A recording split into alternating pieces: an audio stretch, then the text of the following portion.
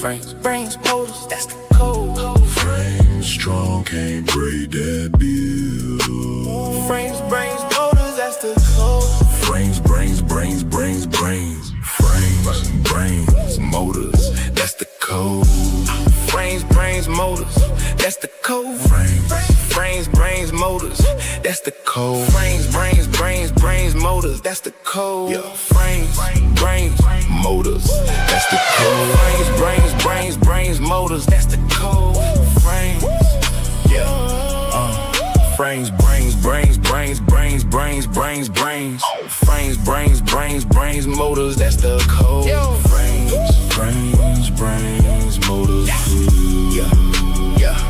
frames, brains, brains, frames, brains, brains, brains, motors, that's the code. Frames, brains, brains, motors, That's the code. frames, brains, brains, brains, brains, motors, that's the code. Frames, frames, brains, brains, brains, brains, brains, brains, motors, that's the code. Frames, brains, brains, frames. Frames, brains, brains, brains, brains, brains, motors. Brains, brains, brains, brains, brains. Brains, brains, brains, brains, brains, frames, brains, motors, frames, that's the code. Frames, brains, brains, brains, frames, brains, motors, that's the code. Frames, brains, brains, brains, frames, brains, brains, frames, brains, brains, brains, brains, brains, frames, brains, brains, brains, frames, brains, frames, frames, frames. Frames, brains, brains, motors, that's the code. Frames, brains, motors, that's the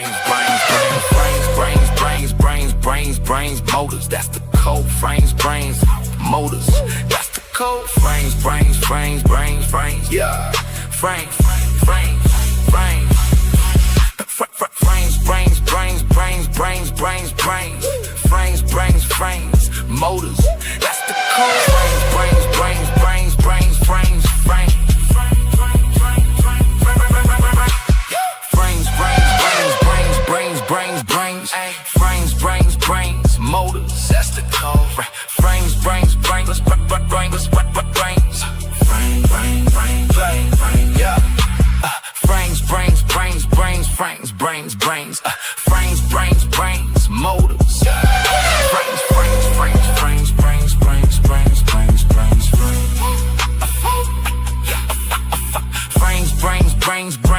motors, frames, motors, that's the code. Frames, motors, that's the code. Frames, brains, motors, that's the code. Frames, brains, frames, brains, frames, frames, motors, that's the code. Frames, brains, frames, frames, motors, that's the code. Frames, brains, motors. Brains, motors,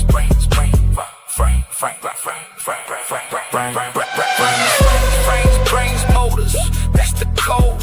Frames, motors, that's the code. Frames, motors, that's the code. Frames,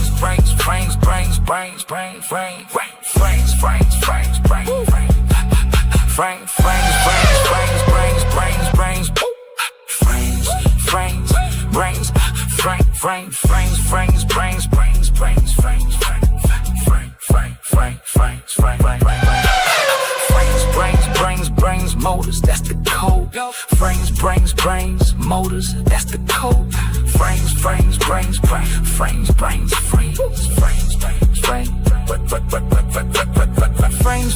Brains, motors, that's the code. Frames, motors, that's the code. Frames, motors, that's the code. Frames, motors, that's the code. Frames, motors, that's the code.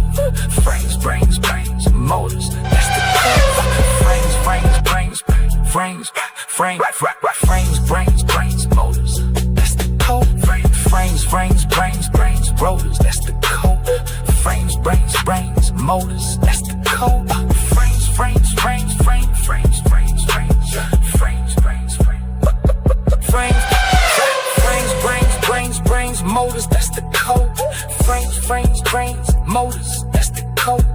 Frames, frames, frames, frames, frames, frames, frames, frames, brains, brains, brains, motors, oh, that's the code. Frames, frames, frames, brains, brains, brains, brains, frames, brains, brains, motors, that's the code. Frames, frames, frames, frames, frames, frames, frames, frames, frames, frames, frames, brains, brains, motors, that's the code. Built from the ground, that's how we grow. Performance, I decide the mode. God gave the gift, now watch it show. If the piece gotta play its role, from the structure down to the soul. Formula 1, K9, we don't fold. Frames, brains, motors, that's the code. Frames, brains, brains, code. Frames, brains, motors, that's the code. Frames, brains, frames, brains,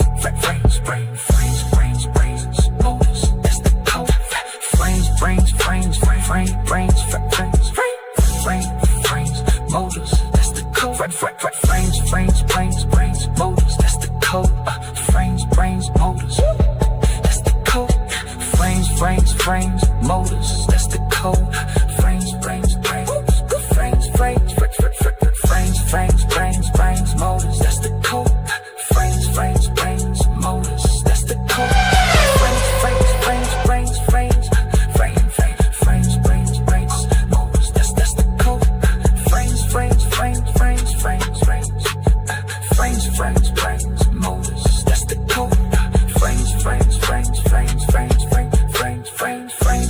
Frames, motors, that's the code.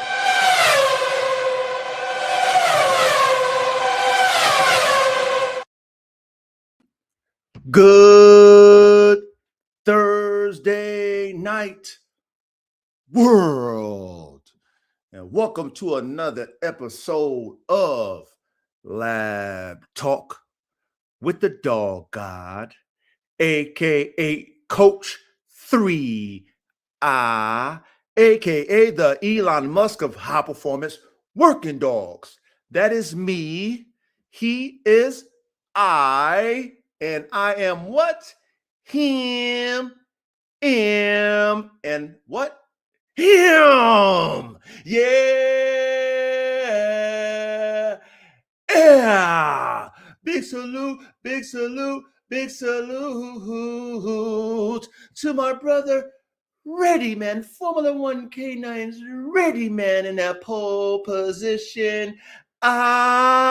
Salute to my brother, the Picari from Canada, man, with that second place.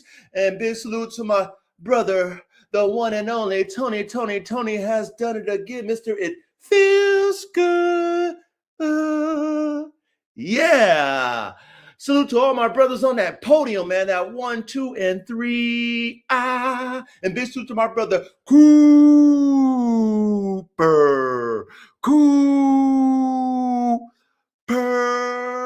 Big salute to my young brother, and big salute to my brother, Sinful Bulls, aka Verde Bulls. Man, matter of fact, I know that's you, Verde. Big salute to my brother, Verde Bulls, aka Sinful Bulls. And I got my brother, Lucky Mills. My brother, Lucky Mills in the building, man. Big salute to my brother, Lucky Mills. Who else we got up in the building in the front row, man? Who else we got up in the front reezy? We got my brother, Matt's Triassic Exotics, man. My brother, Matt's Triassic Exotics, man. He's becoming a regular in the classroom, man. A real dogman nerd, man. Real dogman engineer type nerd, man. You know what I mean? Big salute to Matt's Triassic Exotics, man. Thank you, my brother. And I got my brother Bill, man. Blue Line Terriers, man. That's my brother Bill, man. We miss you, brother Bill. I know you've been watching the replays, man. But hey, we miss you in the front row, Bill. Big salute to you, my brother. And Bill, man. Who else we got in the front row? We got my brother Kevin Lizondo, 6049, man. Big salute to you, my brother Kevin in the building. My brother Kevin's in the building, man. In the front row seat with all the nerds, man. With all the fucking top tier nerds, man. All the top tier nerds in the front row seat, man. If you guys are in the middle, you guys are still top tier, but you guys aren't the elite nerds yet, man. You guys are kind of scared to get up in the front row and participate, but that's all good. We're not going to downplay you guys in the middle row. At least you showing up for the classroom, man. At least you showing up for the classroom, man. We got my brother Rogue Wolf Project in the building, man. My brother Rogue Wolf in the building. Big salute to my brother Rogue Wolf. Who else we got up in the building, the front row seat, early bird special? Who else is in the front, Reezy? So I give you a shout out, easy. That's right. Oh, we got my brother 416 Canines in the building, man. My brother 416 Canines, brother. I love that logo you got, brother. Yes, sir. I love your dog, man. Bravado, too. 416 K9. Man. Sometimes we gotta put a leash on your 416, man. You know what I mean? We gotta temper you out, man. You know what I mean? But hey, big salute to you. 416 K9, another elite level, high performance working dog man type engineer, real smart when it comes to his dogmanship. Big salute to my brother 416 K9s. Who else we got up in the front rees, man? Who else in the front rees so they get this shout out ease? Oh, we got my brother Inquisitive Dejin. We got my brother in Inquisitive Dejin. Man, salute to my brother in Inquisitive Dejin, an elite level high performance working dog man engineer, a real student of high performance working dogs, .com. That's my brother Inquisitive Dejin. That's right. Who else we got up in the front rees, man? Who else in the front rees before we kick it ease? I think I got everybody else, man. Big salute to all of you who are not in the front row. We call that the middle row. You're not participating in the chat, but you are not in the back. You're in the middle. That Moni in the middle, man. Big salute to all my brethren in the middle, man. And also, salute to all of you in the back. We got to give you guys who be, doing the hokey pokey, right foot in, right foot out. Sometimes you're in, sometimes you're out. You know what I mean? You're not really consistent in the classroom. It might be over your head. We do a lot of technical type of conversations in this level classroom because we engineers. You know what I'm saying? It's not fluff. None of that fluffy shit. You know what I mean? None of that regurgitated shit. You know what I'm saying? We on that engineer shit where you got to use your brain. So a lot of times when you got content that makes you use your brain, your attention span for you guys in the back, you guys want to skate and gate. You know what I mean? You want to skate and hit that gate. You motherfuckers in the back, which is fine. It is what it is. We allow, you know what I mean? We got no locks on the door. We allow you to come in. However, okay, we are on this man shit over here, real masculine balanced man, not overly masculine macho man. No, masculine balanced men. We despise a beta male, a pussyfooter, a bitch maid. Okay, so if you want to act feminine and you in the back and we see you acting feminine, we will give you an opportunity to repent. Come to the altar. We're going to lay our man hands on you, put the man spirit on you and exercise the bitch ass out of you. But if you don't want that, you still want to act feminine.com, we'll kick your bitch ass out. Or you can leave however you want. But then you know what? You're always welcome, you bitch asses. You bitch ass motherfuckers are always welcome because hopefully this man spirit will possess you and you will get that bitch assness out you. That's right, in Jesus' name. Ooh-wee, that's right, my brother. And big salute to all of you. Ooh, now ready. Hey, let's get ready. Get your paper planes, your backwoods, your sweets, your bongs, your edibles, your gars.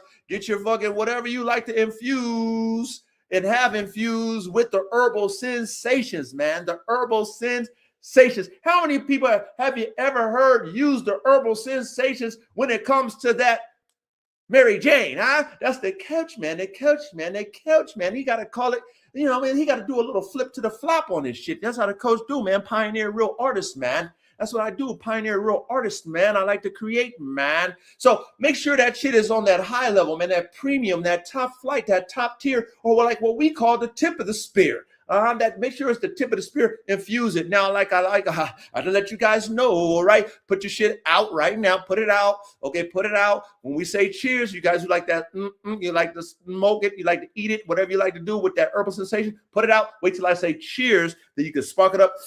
Take 3 puffs. Okay, like I take 3 hits of my favorite drink. You gotta take 3 puffs. Okay, 3 puffs, man. Hey, let's hit that root. Let's root it in. Okay, so hold out. Put that motherfucking shit out. Okay, stop eating that bitch. Stop drinking that bitch. Put it out. All right. Now, if you like your liquor, man, okay, I'm skipping, y'all. Y'all know my routine, but I'm going to get back to it. Understand? If you like that liquor, man, you like that dark liquor, that light liquor, that malt liquor, you like to sip it, take a shot, you know what I'm saying? However you like to mix it like me, man, get that bitch ready to go. Make sure you hold off until I say cheers, okay? And you guys take 3 shots, okay? Ooh, 3 shots of tequila, man. Ooh, that'd probably be enough for y'all motherfuckers, okay? Anyway, just, chill, get that bitch ready to go. And if you like the taste of hops, man, I haven't forgot about you motherfuckers that like the taste of hops, man. Get your light hops, your dark hops, your designer hops, your organic hops, whatever you like, hops, malt liquor hops, however you like the taste of your hops. Get that bitch out and ready to go. Make sure it's nice and cold, frosty. The mug is nice and frosty, man. Make sure that bitch ready to go. But again, do not partake in it until I say cheers. Make sure you take 3 chugs of that bitch too, man. So let's root this motherfucker, man. Like I said, I'll be trying to teach y'all a little bit here and a little bit there with this symbolism, man. With these numbers, man. With these mathematics is the keys to the universe, man. Mathematics is the keys to the universe, man. These patterns, man, you got to pay attention. But you know what? Not a lot of people pay attention in class. I get that. I understand that. This is how it is. But you know what? Hopefully, if you do, you'll get it. You'll get it. You'll be like, damn it, Coach was always, you always be talking about this shit. Yeah, I do. I'll be trying, but you know what? It's only for the few. That's right. It's only for the few. Ooh. Now, guess what? Get that bitch ready to go because you know what I got. You know what the coach got because I like to keep it simple, man. My wife actually bought me my favorite vodka, which is Grey Goose Pear, man. And I've been loving that, man. I've been on that McDonald's. I'm loving it. Oh, man, shout out to my wife for that one, man. But guess what? I got my Grey Goose and Pear and lemonade. Okay, now look, men, don't get drunk, don't get faded, okay? We got a high-level class like we always do. I don't want you guys over there passing out because you smoke too much. I don't want you fucking getting belligerent because you drank too much. Just get the buzz on, and that's enough. So you can pay attention to class, sit down. You ADD motherfuckers can sit in your seat and just, fucking pay attention, man. Use your brain, man. A lot of y'all motherfuckers, you know what? Don't take it. Let the coach talk now. Let Bill Belichick talk to y'all motherfuckers now, okay? A lot of you motherfuckers don't want to work your brain, man. Your brains are lazy. You guys got lazy brains, right? Soon as something becomes complicated in your mind, you just fucking quit. Because nobody can see your brain. Only you can see your thoughts, right? We can't see your thoughts. You know what I mean? You just find an excuse. But I want you guys to make sure tonight, anytime you're in my classroom, this is brainiac time, man. This is where us nerds really come in and pay attention in class, man. Take notes, real shit, so that you guys can really understand this shit from a high level. And then not only that, from that high level, you can use your imagination as an engineer, take all the thoughts and ideas that we fucking cook up in the classroom, do some studies your own self, and then apply it to your fucking dogs. You know what I mean? I don't do this shit for nothing. I'm giving back. So anyway, man, cheer. Ears. I love you, men. Thank you for showing up in class. Cheers, man. Okay, 3. Let's do 3s, man. Let's do 3s. I'm gonna do my 1. Here's my 2.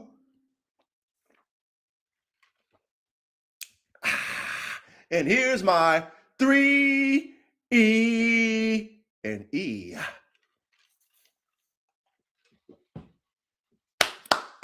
Yes, sir. Let's see who else we got up in the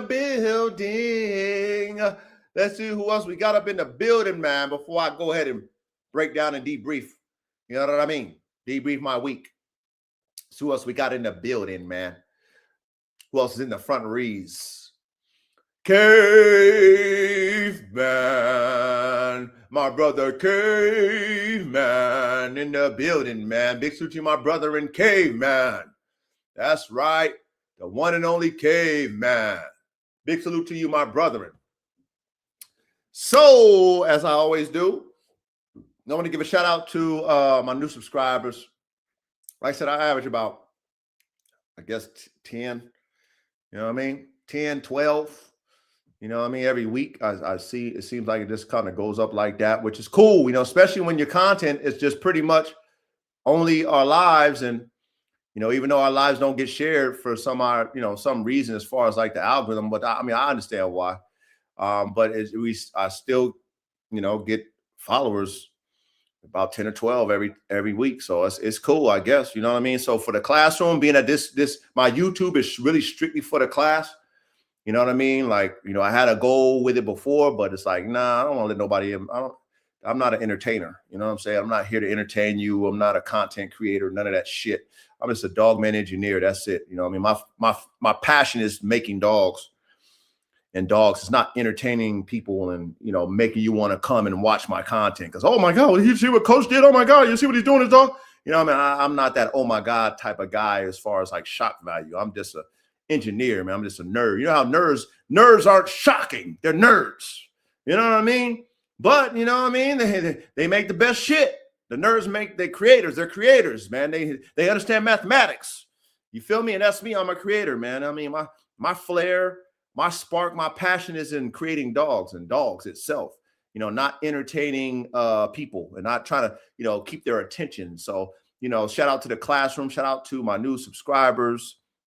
You know, I am Coach 3, aka the dog god, aka the Elon Musk of high performance working dogs. You know, I'm here to coach what I know and what I do, which is create high performance working dogs. You know what I'm saying? That's what I'm here to do.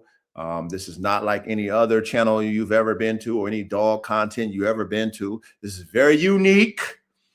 It was pioneered by us. Okay. Anybody who was involved in this whole journey are all a part of this. All of you, I salute you guys. But, you know, to you new guys, it's pioneered by us. You know, the high performance lane. There ain't nobody was ever speaking about high performance dogs. They were speaking about performance dogs.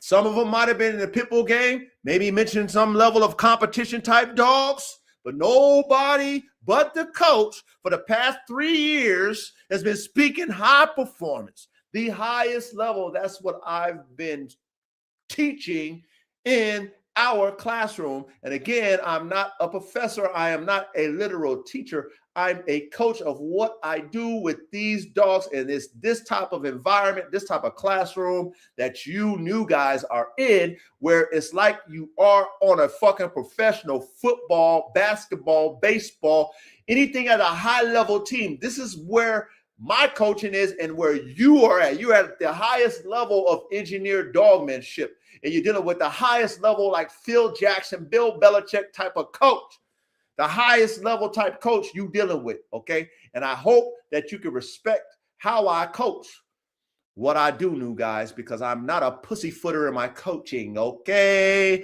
I'm pretty passionate. Matter of fact, I'm very passionate. I got the passion of the Christ when it comes to these dogs, all right? So my conversation might be abrasive to some of you men who ain't used to that. You ain't had, you know, I'm not gonna downplay none of y'all, but I gotta keep it real. Let me speak on my shit. Okay. Some of you men ain't never had no real men in your life. Okay. What I mean by real men with real authority. Okay. Some of you men had your moms run your household and shit. You had your grandma run your grandpas and shit. Maybe you didn't have a daddy up in there. A lot of you men has had that. So now your upbringing as a child, which is very important. Okay. Men, your upbringing as a child, when your computer, your brain, which most of you don't really use, okay, your brain is getting influenced by feminine spirits because you ain't got a man over there that's standing up and being a man, which is tough. It's hard to be a man because everything falls on your fucking shoulders, man. Everything falls on you and you can't be crying because somebody's going to tell you, oh, you crying? Why you crying? Bitch, oh, you hurt yourself? And? Your feelings is hurt, nigga?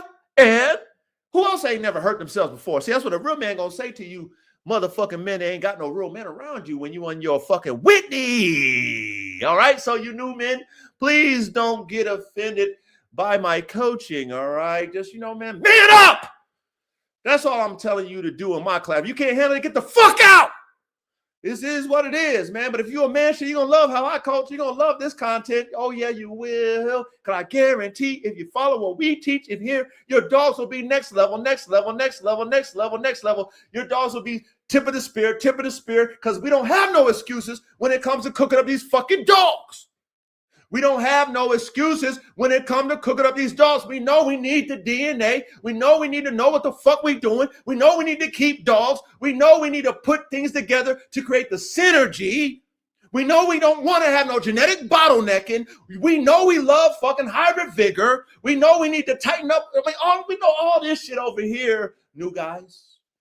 Okay, and I hope that you have an ear to hear to pay attention so that you can know and then you can make better dogs. All right, but I digress off of that. Okay, salute to you guys, new guys. I hope I didn't run you off already. Hope I didn't run you new men off already. Hey, off already, new guys. Anyway, let's go ahead and debrief, man. So, like I always do, definitely want to, tell you how my week has gone, and yeah. Shit. Like I've been telling you guys, like I'm trying to climb a new mountain. The highest mountain I've ever been on. Have ever climbed in my life. I call it a graduation, and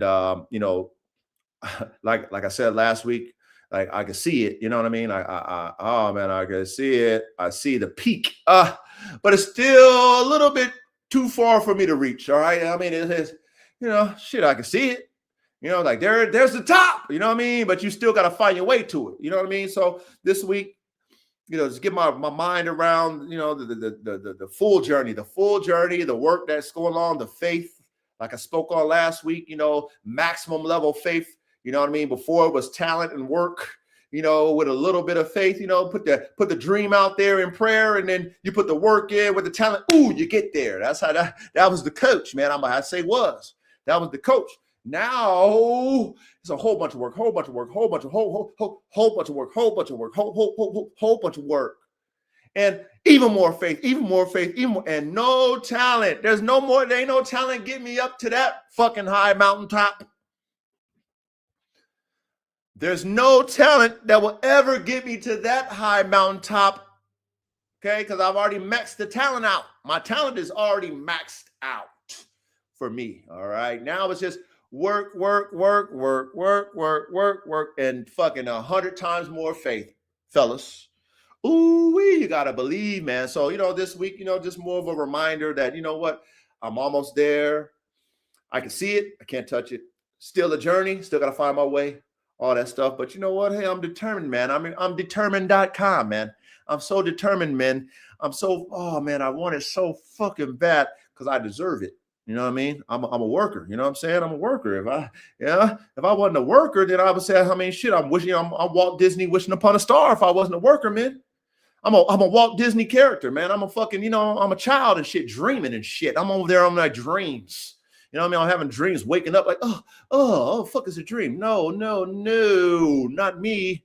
No, I got a vision and I work towards it to make it a reality. So, of course, we got lofty, big visions and shit that you see. Like I mentioned to y'all, the highest level I'm ever going to reach, which is, that's the peak where I want to go. And God shows me that I can get there. So I've been focusing on that, working hard on that. Okay.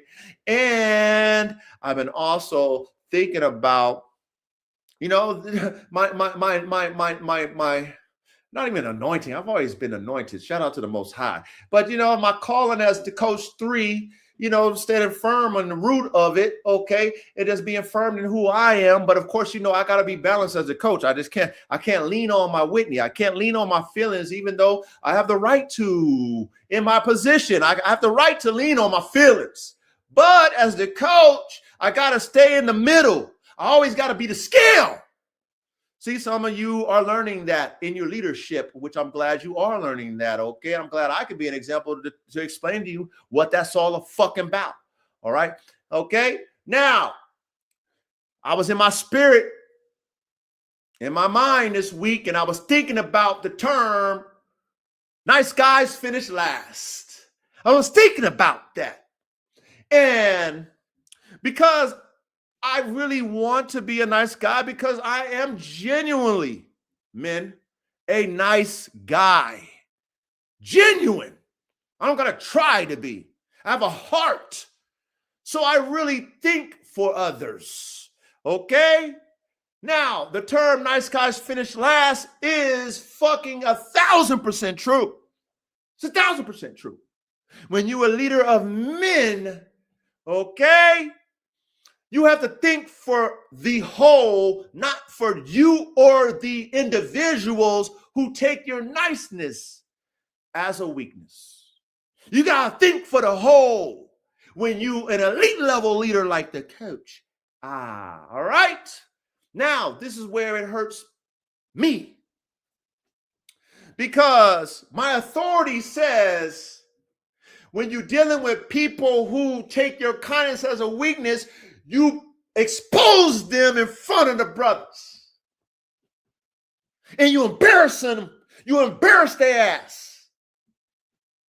You let the comrades deal with them. But because I'm a nice guy and I care, I really care about anybody that, I have influence over. I don't want to do that. I'd rather the men come out. I'd rather the fucking man spirit that I fucking instill in each and every man around me to fucking come the fuck out and man up. So I keep taking the short end of the stick, believing and having faith in men that they will fucking man up and say, you know what, coach? I'm a man up. Coach, thank you for your empathy and thank you for your long suffering. Thank you for your poise. Thank you for not exposing our business to the brothers. Thank you. Right? But again, it's never how it plays out, men. All right? Say, this as a leader of men, this is what you got to deal with, men. You got to deal with this shit. You always got to take the short end of the stick for other weak motherfuckers. I got to go and sit at the press conference and be like, yeah, it was me. Yeah, well, what about this? Yeah, no, it was on me. I didn't do this. I didn't do that. Fuck that. It was on you. See, that's what will happen after the press conference, men. After the press conference, men, right? When I fucking stand up for the squad, because that's what I do, right? I stand up for y'all. And then when we in the locker room, I'll give you the business. I'm fucking Coach Bill Belichick on your bitch asses. I give you the fucking business. That's what I fucking do. Because at the end of the day, you got to fucking man up. That's what the fuck you men have to fucking do. Stand on principles. Stand on your fucking word. Stop being a bitch and talking all the time. Yep, I'll do that. Yep, yeah, I'm gonna do it. Yeah, well, yes, this, yes, that. Yeah, I got this. Yeah, I got that. Stop talking. Shut the fuck up. Shut your bitch ass up and just do the work. Shut your bitch ass up and show me. Don't tell me shit. Shut your ass up. Let me see it. Oh, you got it? You can do it? Can I see it? Yeah, coach, shut the fuck up. So you start talking, shut the fuck up. I want to hear what the fuck you got to say. Can I see it? Yes or no? Yes or fucking no? Are you going to do it? Are you going to do what the fuck you said? Yes or fucking no? Yes? Okay, do it. No, then don't do it. Like that. One or the other. Like computer numbers. It's ones and zeros. No or yes. Now, when you a man, stand on that shit, man. Have some pride in your fucking word, men. Men. Have some pride in what the fuck come out your mouth and fucking do whatever it takes to fucking do what the fuck you say. I'm sick and tired of these weak ass motherfucking niggas and men. I'm sick of y'all.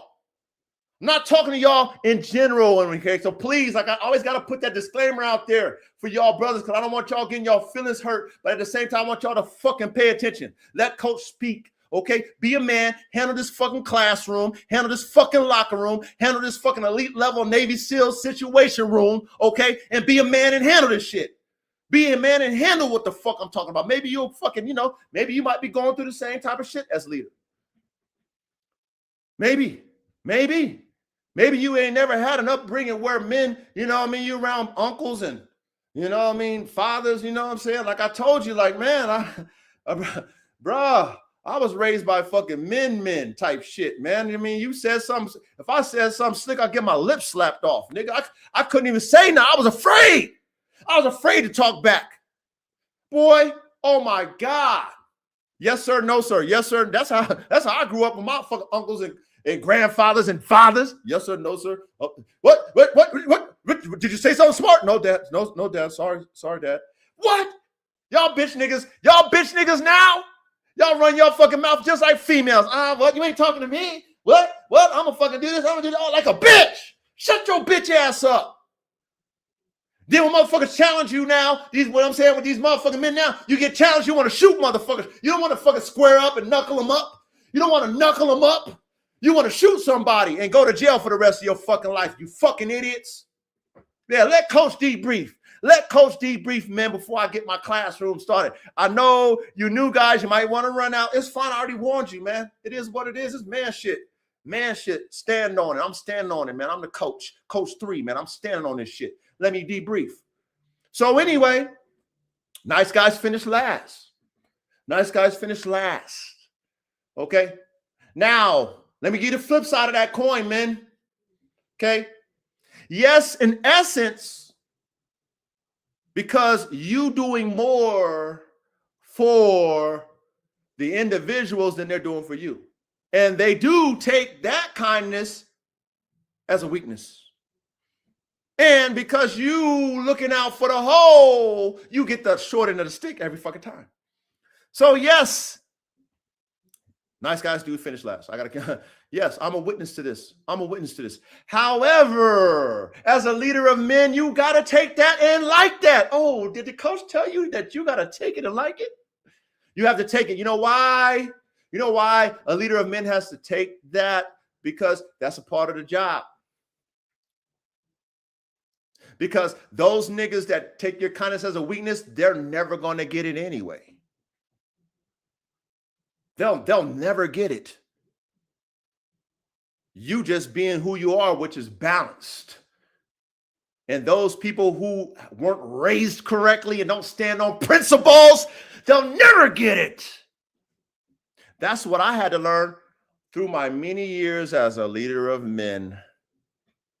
That these niggas is on that in vogue. What's that in vogue, coach? Never gonna get it, never gonna get it, never gonna get it, never gonna get it, never gonna get it, never gonna get it, never gonna get it. No, no, no, no. What? They never gonna get it, men. But I digress off of that shit, okay? Also, I'm gonna speak about you new guys. Just new dog men, doing the dog thing, having your program, all the shit with your program, okay? I just want to speak to you guys, all right? When you get into this dog game, men, and you got some DNA, a lot of people going to be attracted to you because of your DNA. You know who's a witness to that? The coach. The coach. I had buff dog DNA. Everybody was attracted to me for that buff dog DNA. I got Prince Gunner and Spade DNA, AK. Everybody was attracted to that fucking Prince Gunner and Spade DNA. I had that American Bulldog TKO, Grand Champion TKO DNA. Everybody was attracted to that Grand Champion TKO DNA. Shout out to Tigers. Shout out to Big Bertha. You know what I'm saying? I had Grand Champion Techno, American Bully, Grand Champion Techno DNA, American Bully. Okay, GOAT. His sisters. Everybody's attracted to that. I mean, come on, man. Come on, damn it, man. I mean, I can go on and on, man. People be attracted. You know what I'm saying? They're attracted to the DNA, so then they be attracted to you. All right?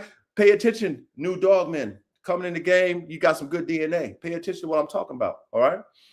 Do not come in this game, guys, with real top-tier DNA, thinking that these people who are consumers are going to respect the DNA you sell. Don't think that.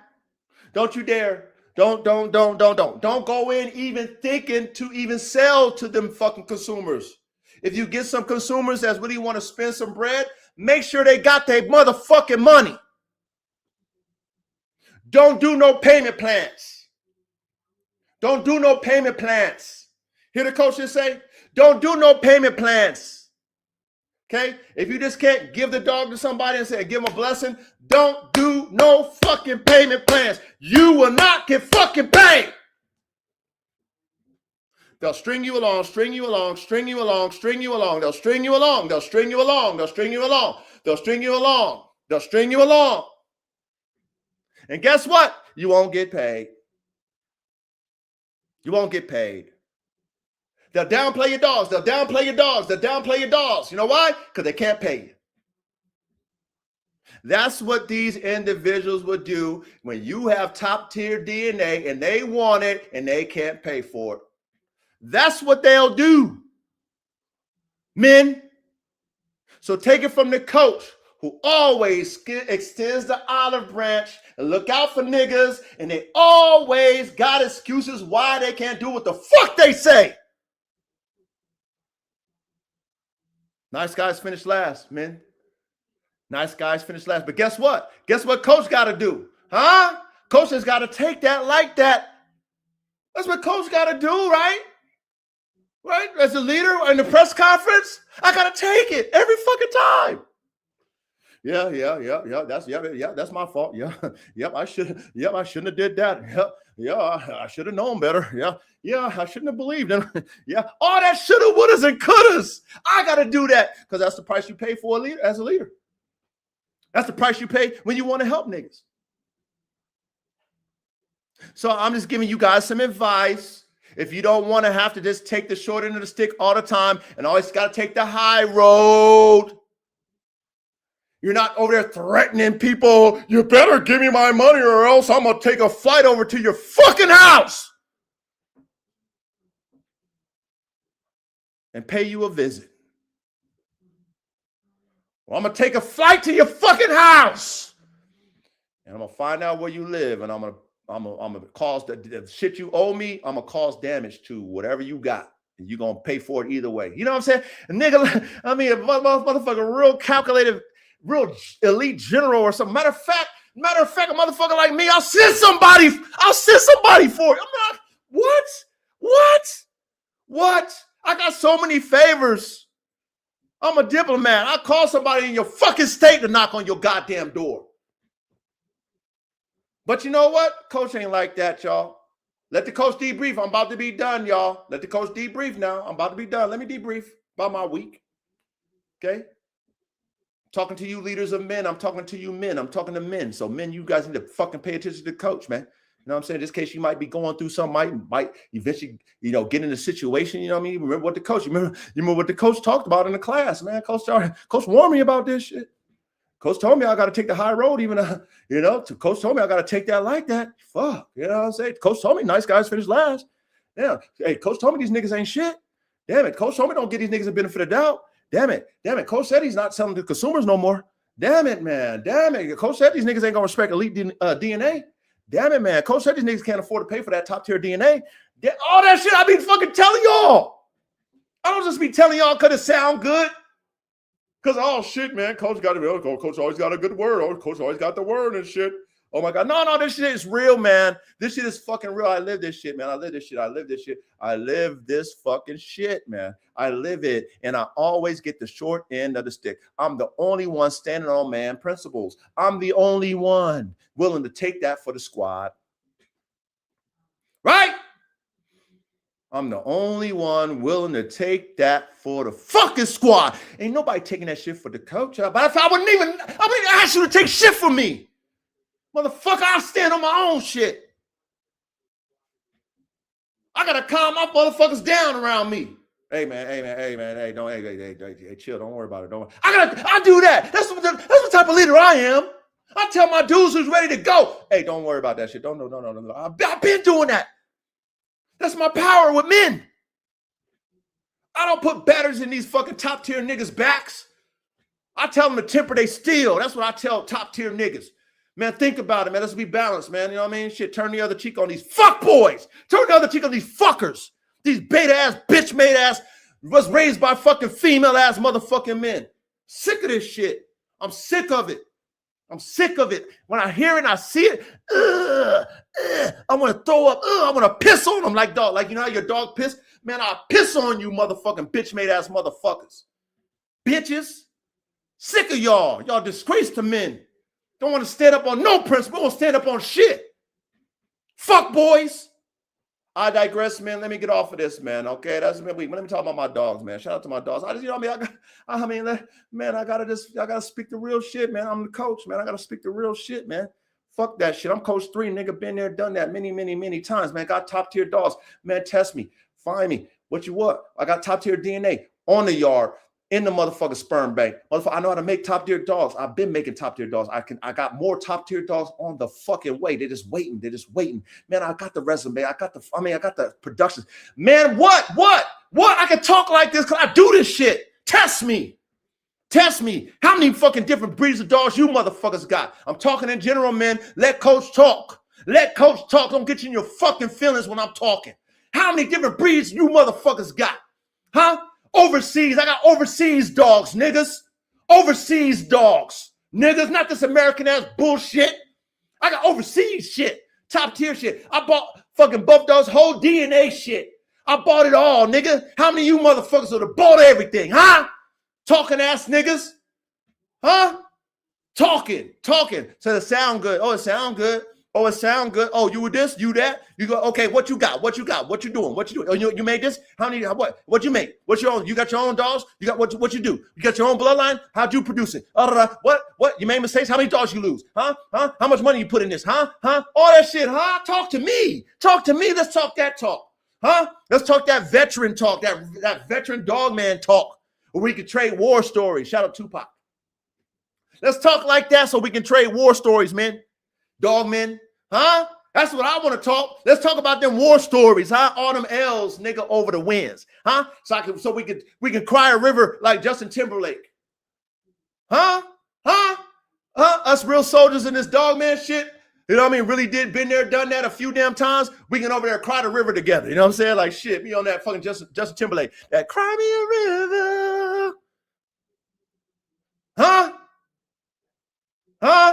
Instead, these motherfuckers talking, they got one breed of dog and shit. They got one fucking line of dog and shit. They ain't never got no fucking imports, whole bunch of different imports overseas, huh, shit. They ain't never lost no big bread, huh, shit. They ain't never had no, man, they ain't never, man, never, ever, man. They got this one dimensional in they fucking dog man shit. Motherfucker, I'm universal, nigga. I'm 360 in this motherfucker. Test me.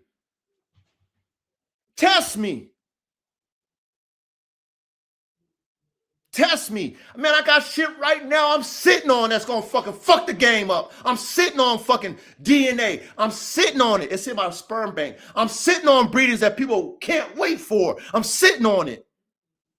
Because God told me to be patient. I'm way ahead of the fucking game. God says, sit your bitch ass down and be patient. Yeah, that's what God told me. You know, because I was crying the river the Most High. You know, I mean, that's what I cry a river to. I cry the river to God. Because ain't no men will ever be fucking vulnerable with a real nigga and cry a river to me. You know what I'm saying? They're going to act all like this. They ain't going to be vulnerable and shed their blood. You know what I'm saying? Because I'm willing to shed. I'm willing to take my sword that I should be slaying you bitch ass motherfuckers with. And I'll put it to my own neck and slay myself. Real soldier shit. You know what I'm saying? These motherfuckers will never do that. They ain't never been around no real elite level men, no real elite level fucking soldiers, man. They ain't never been around no real warriors, principle standards, man, respect standards. They ain't never been around that. They've just been around bitches, motherfuckers complaining and shit, talking, always running their fucking mouth quick with their fucking tongue. That's all you hear. No action, man. Just tongue twisting. That's all they've been around, tongue twisters, man. Shut that shit the fuck up. You know what I mean? Nobody want to hear that shit. Let me see where you going, man. Can I see? Can I follow you? Can I follow your draft? Oh, you ain't got a draft because you ain't got no momentum? Oh, damn it, man. Oh, man. Gentlemen, damn it, man. Let the coach debrief.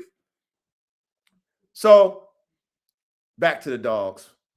Dogs are doing well, man. You know, just being patient, man. I'm just grateful that I got my DNA. I'm grateful that I know where I'm going.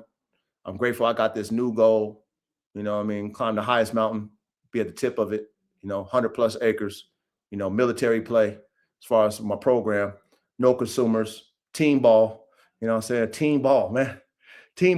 Coach used to always say no team ball, man.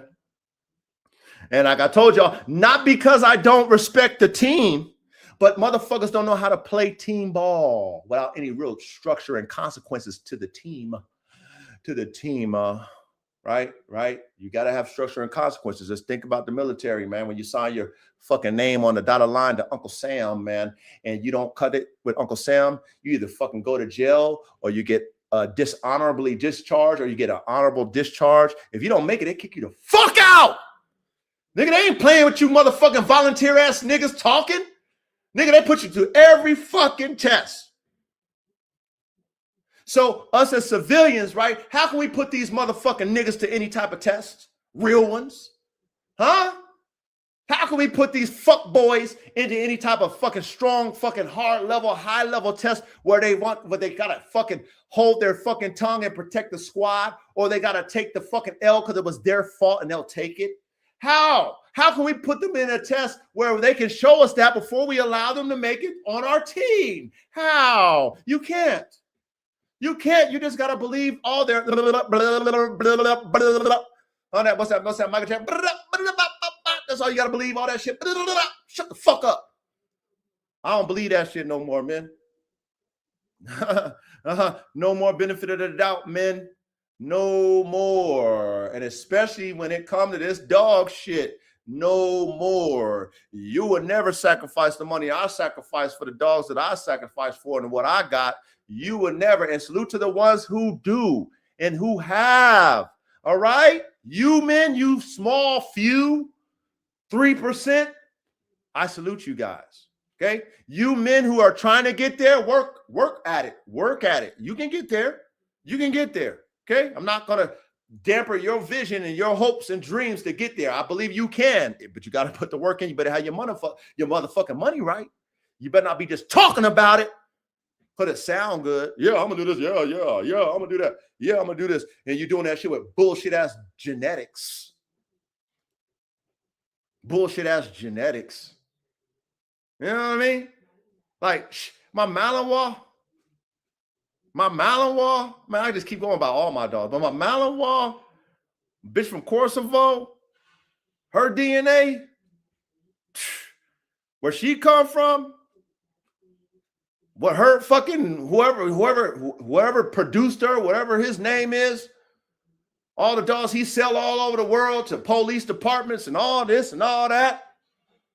Her daddy, an 85-pound Malinois, mama dope. My Malinois, it's the DNA, which I'll be teaching y'all. The DNA, the genetics, which I'll be teaching y'all. It's the genetics. Even though her spirit has been shaped by my yard and me, I shaped her spirit because she loves and mimics me. Okay, I ain't no weak beta ass bitch made motherfucker. My dogs all think they with the shits. You know why? Because I'm with the shits.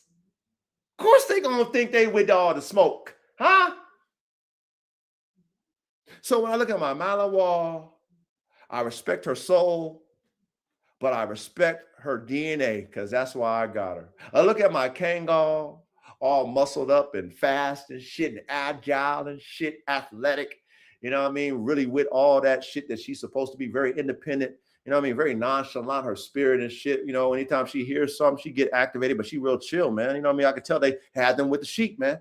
She can just lay there. She don't get riled up by the dogs, nothing, but let something come outside the dog realm. And she, you know what I mean? She sees the dogs as like sheep. The dogs can go crazy, do all this rah-rah. She will not do nothing. She just lay down like it ain't shit. But let something crickle and crackle in the woods.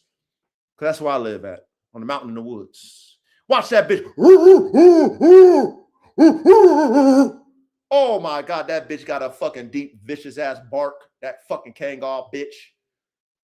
Ooh, and I know that bitch can track and hawk. Ooh, because that bitch is fast and agile and muscular. Top tier shift. She's from Serbia. We got AK from the U fucking K, man. I got AK from the UK. None of you motherfuckers in the US got any blood like that. None of you motherfuckers in the US got a motherfucker Gunner and Spade fucking offspring in the US. None! Only one who got it is the coach. And that's why I got the legendary dog himself, AK-47 Chopper, aka the Bone Crusher, man. I mean, shit, man. This is why I can be, you know, on my shit, man. This is why I can talk the way I talk, man. I got the fucking real DNA, man. You know what I'm saying? AK produced top tier dogs, man. Shout out to Zion the Lion out there, my brother Manny, man. My brother Manny got AK son Zion the Lion, man. He a fucking producer too, man. That boy produced some top tier shit over there, man. You know what I mean? Shout out to Manny, man. Shout out to my brother Manny, man. Shit, man. That's AK's son, man. I got Black Hawk, man. You know what I'm saying? You know, shout out to Functional Focus, man. You know what I mean? Shit. AK's daughter, man, gave him a motherfucking firecracker, man. Shout out to AK's daughter, man.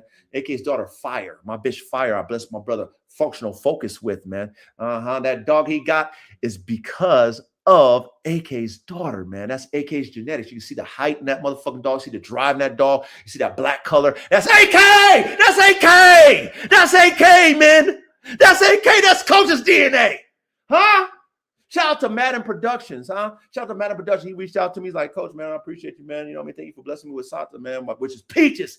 Peaches, my pick. I blessed him with it. You know what I mean? I had to do something. I had to bless him. I moved some things around. Blessed him, man. Shout out to Madden Productions, man. He hit me up, man. Coach, thank you, man. I appreciate that, man. Man, he got some top tier shit, man. He got some top tier shit. He bred her with some gang dog shit, man. Got some top tier shit. That motherfucker's already 70 pounds. I think that dog's less than a year old, 70 pounds. That's AK! That's AK! That's AK! That's AK, man. That's AK, man.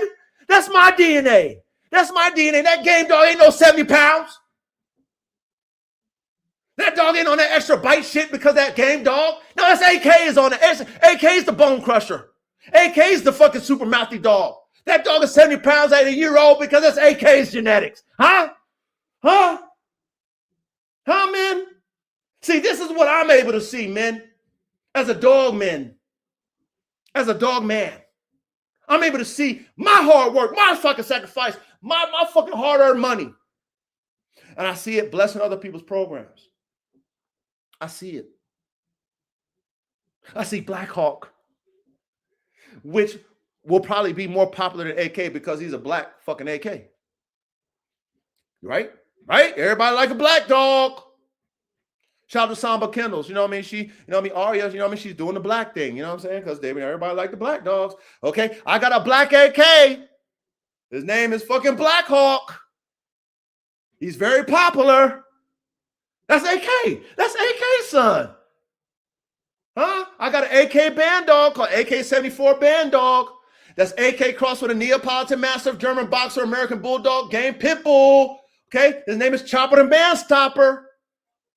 He got all the top tier genetics in him. He has AK in him. He's got an American Bulldog in him. He's got Neapolitan Mastiff in him. He's got a German Boxer in him. And then he's got fucking the game pit bull. I mean, come on, man. American Bulldog, whatever. Okay, he's got all those genetics, and you know how valuable that is to me in my lab to have an AK mixed with all that, mixed with all those different dog genetic characteristics, all those different dog parts, man.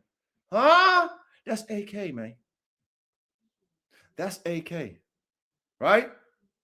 I fucking resurrected fucking Red Tiger with Red Tiger Jr.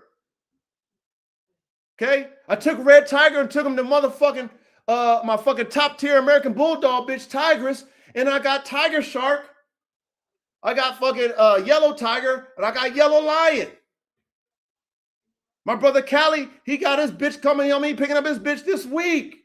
My first pick bitch, the pink bitch, huh? A motherfucking pink dog, huh? A pink one, huh? You seen a pink dog before, man? You seen a dog that's pink in color?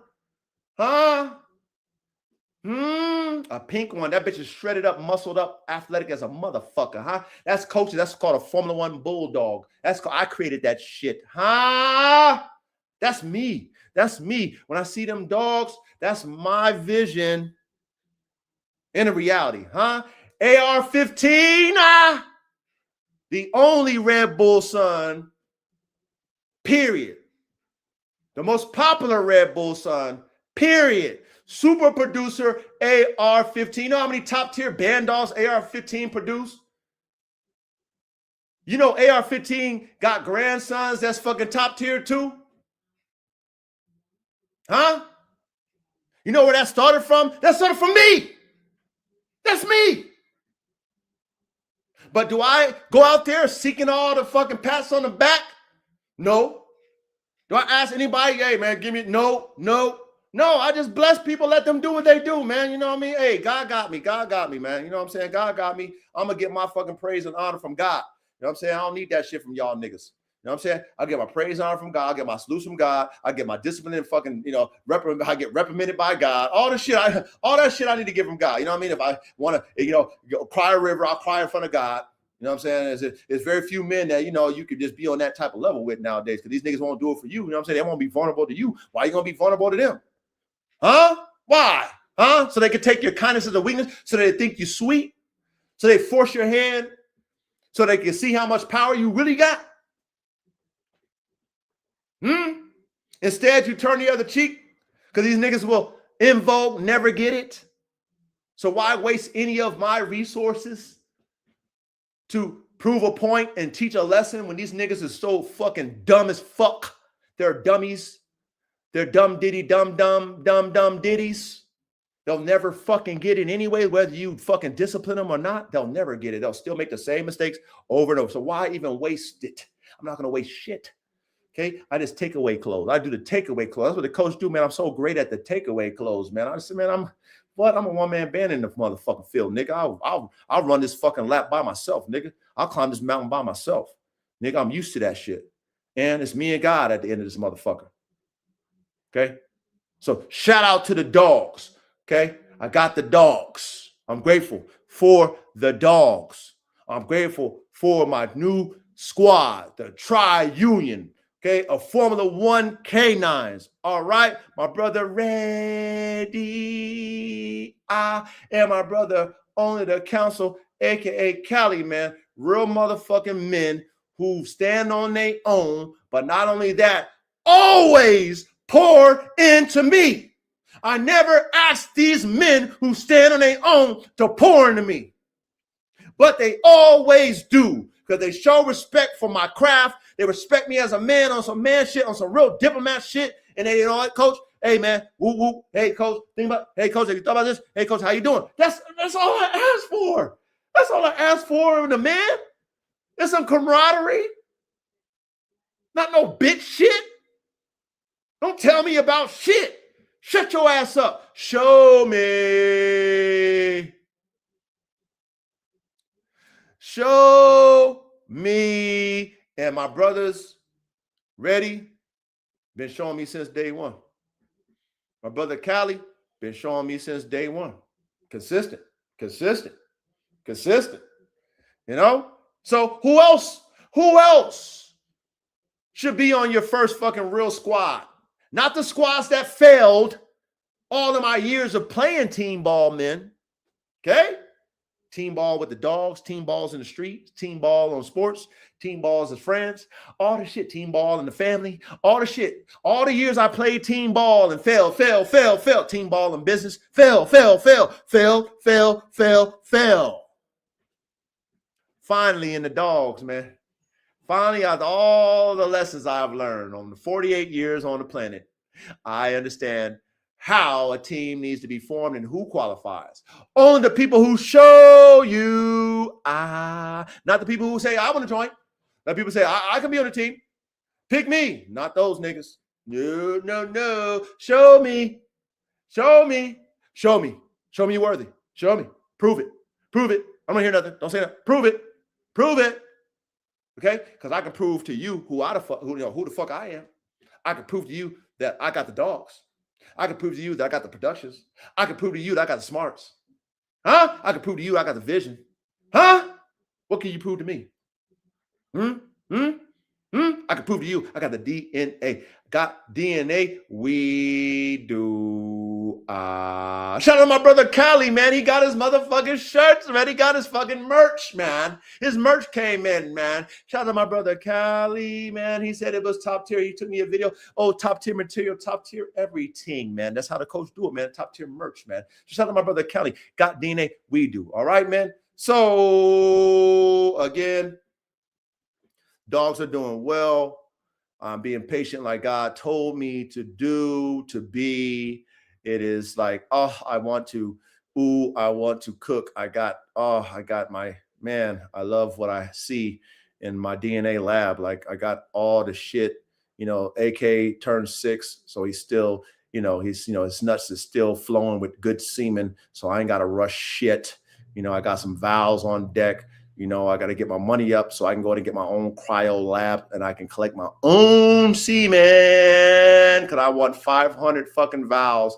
I want to milk AK's fucking balls like you milking a cow's tits okay? I'm going to milk those balls, and I'm going to have 500 straws before he transitions into the afterlife of the gods, of the dog gods, where he belongs, over there with all the elite level dogs. When he transitions and leave that body, okay, and I cremate his body, I'm going to have all his DNA, 500 fucking straws of it, okay? And trust me, if niggas want to buy it, we're going to be talking motherfucking big boy bread. We're going to talk 6 figures, man. It's going to be 6 figures, man. And I don't give a fuck if you don't want to buy it, because it'll be all mine. I got so many variances that I can do with the super producer, AK, because I don't give a fuck if you would buy it or not. But if you know what I mean, motherfuckers like, yo, you know, shit, coach, let me get a piece of the shit. I got the 6 figures. What you want, coach? You want 100 bands? What you got? Yeah, man, you know, I need that 100 piece, man. Okay, cool, man. You know what I mean? With that 100,000, you know what I mean? 6 figures, I'll give you 6 straws, man. That's what I would do. That's how I would do it. You know what I mean? But other than that, you know what I mean? That's my plan. You know, that's my plan, because AK is the truth. You know what I mean? And hopefully all these other dogs that I got will be the same. Hopefully Black Hawk can be the same way when he get out here and he start fucking being on his Dr. Dre. Hopefully, you know, Chopper the Man Stopper will be the same. You know what I mean? You know, and he'd be a super producer, and all the other dogs that I got. All right. All right. So I'm done debriefing, man. I'm done debriefing.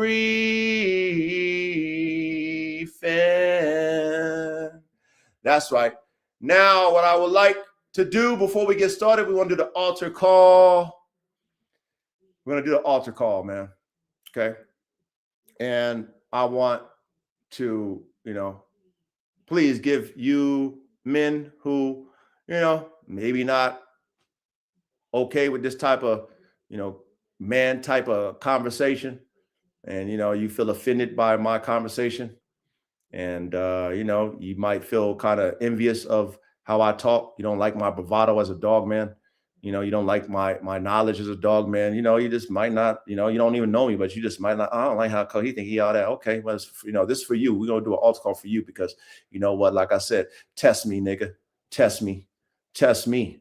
Okay, show me your dogs compared to mine, nigga. Show me your facility compared to mine. And if you got a top tier facility and top tier dogs, multiple breeds of dogs, not just one breed of dog, that's not gonna cut it for me, brother. I got multiple different top tier breeds, plural, okay? Plural. Show me the multiple different type of dogs, for band dogs, to pit bulls, to bullies, to whatever, you know what I mean, to hybrids. Show me how many different type of dogs that you produced that was top tier. Show me that, nugga. You can't show me that? Sit your bitch ass down, okay? Matter of fact, come to this altar, okay, and pay respect and pay homage. Pay respect and pay homage to a real motherfucker, top tier in the league, top tier general, man, in the league, top tier dog man, pioneer dog man, elite level engineer, man, a dog god, aka the coach. 3, aka the Elon Musk hopper home working dog. Pay attention, man. Salute me, man. Show me respect, man. I'll show you respect back. I ain't no hater, man. I'll show you respect. I don't care what level you on, but don't you fucking dare disrespect me on some fucking bitch shit.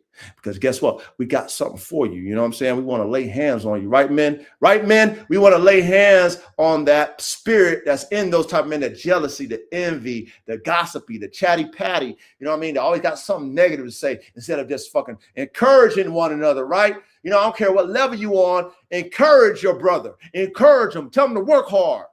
You know what I mean? Give him constructive criticism. Don't give him no hate. Don't give him no hate. Don't get mad because he do something different than you do. Let him do him. Salute him. Why don't you do that instead of fucking got something negative to say, being a bitch? That's right. So too, all you bitch made motherfuckers, come to the fucking altar and get this slay.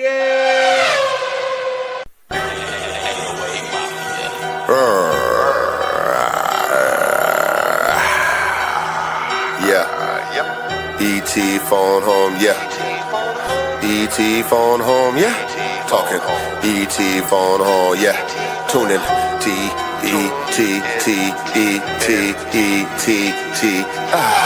Yeah. Woo. ET poppin'. Yeah, ET phone home poppin'. Yeah, bitch niggas ain't poppin'. But this ET phone home is poppin'. Yeah, bitch niggas listen. I'm tired of your fucking feminine listen. Yes, why you wishing upon a star? Look at your bitch made ass shit. We don't like the shit. It's fucking up the flow. Look at y'all fake niggas, don't you know? I can't stand this shit, it's too slow. But y'all niggas falling into it, yo. I don't get it, but I'm trying to switch it up to be the example of what to do when you a man. Look at me, I'm not flamboyant with my hand. I'm not flamboyant in my mental. I'm fucking strong, yeah. Really, look at me, oh my god, you look so silly when you're over there looking so soft like a lily. Sniffy, you smell sweet. Look at over there, you ain't got meat. Matter of fact, boy, you pretty neat. Pretty soft, really bitty, real petite, real subtle. But a man don't what? No, a man don't want that shit. We don't want that fake shit. We don't want that feminine it. Nope, we like the real. Simp niggas, you know the deal. You so soft, Microsoft. You so soft, pussy soft, pussy lips. Yeah, these bitches want dicks, pussy lips. Look at these bitches, they want dicks and pussy lips. Yeah, this shit is flipped, look it. Girls with dicks and niggas with pussy lips. So fucking sad. Oh my god, I prayed to my Lord. Yes, that's my dad. I say, Lord, are we gonna be extinct? He says, T, what do you think? I'm like, shit. Devil, please quit. I'm gonna stand beside it, yep. I'ma rep the real man with my dick in my hand, bend them over, show them the plan. Yeah, that girl be like, I thought you know niggas was gone. While she's moaning with my fingers in the she be like, oh god, yes, what? Yeah, you simp niggas fell. Instead of you getting head, you giving. You over there eating that puss. Look at that girl, she squeezing on you, yeah, she squeeze on your gush. Yeah, she be bustin' on your gush. But she busts in your face, what a disgrace. Switch it up, yeah, you a disgrace. Hey.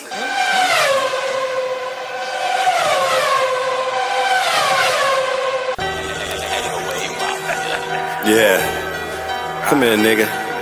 I see you over there hiding behind that bitch. I see you over there acting like a snitch. See you over there behind them closed doors, acting like a fucking whore. Come here, nigga. Yeah. Come here. Yeah, bring your bitch too. Yeah.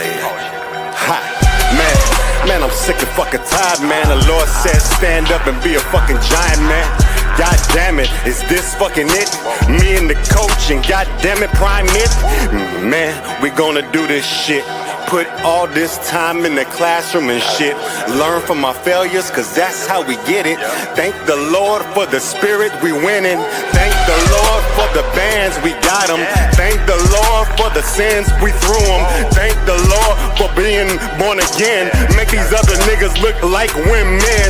Got no time though, the Lord is on my mind, bro. So I'm moving so slow, got this in control, don't you get it?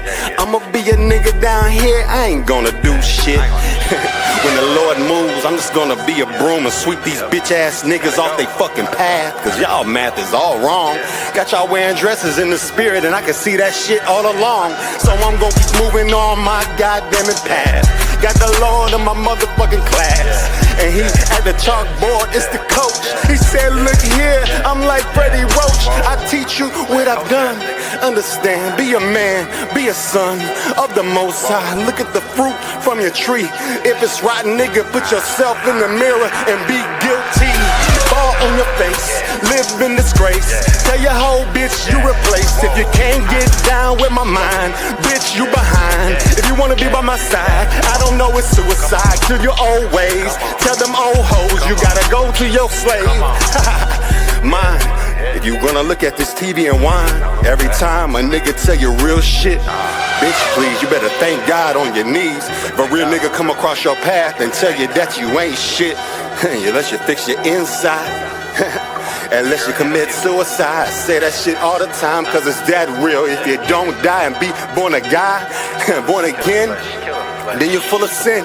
Then you're like a bitch.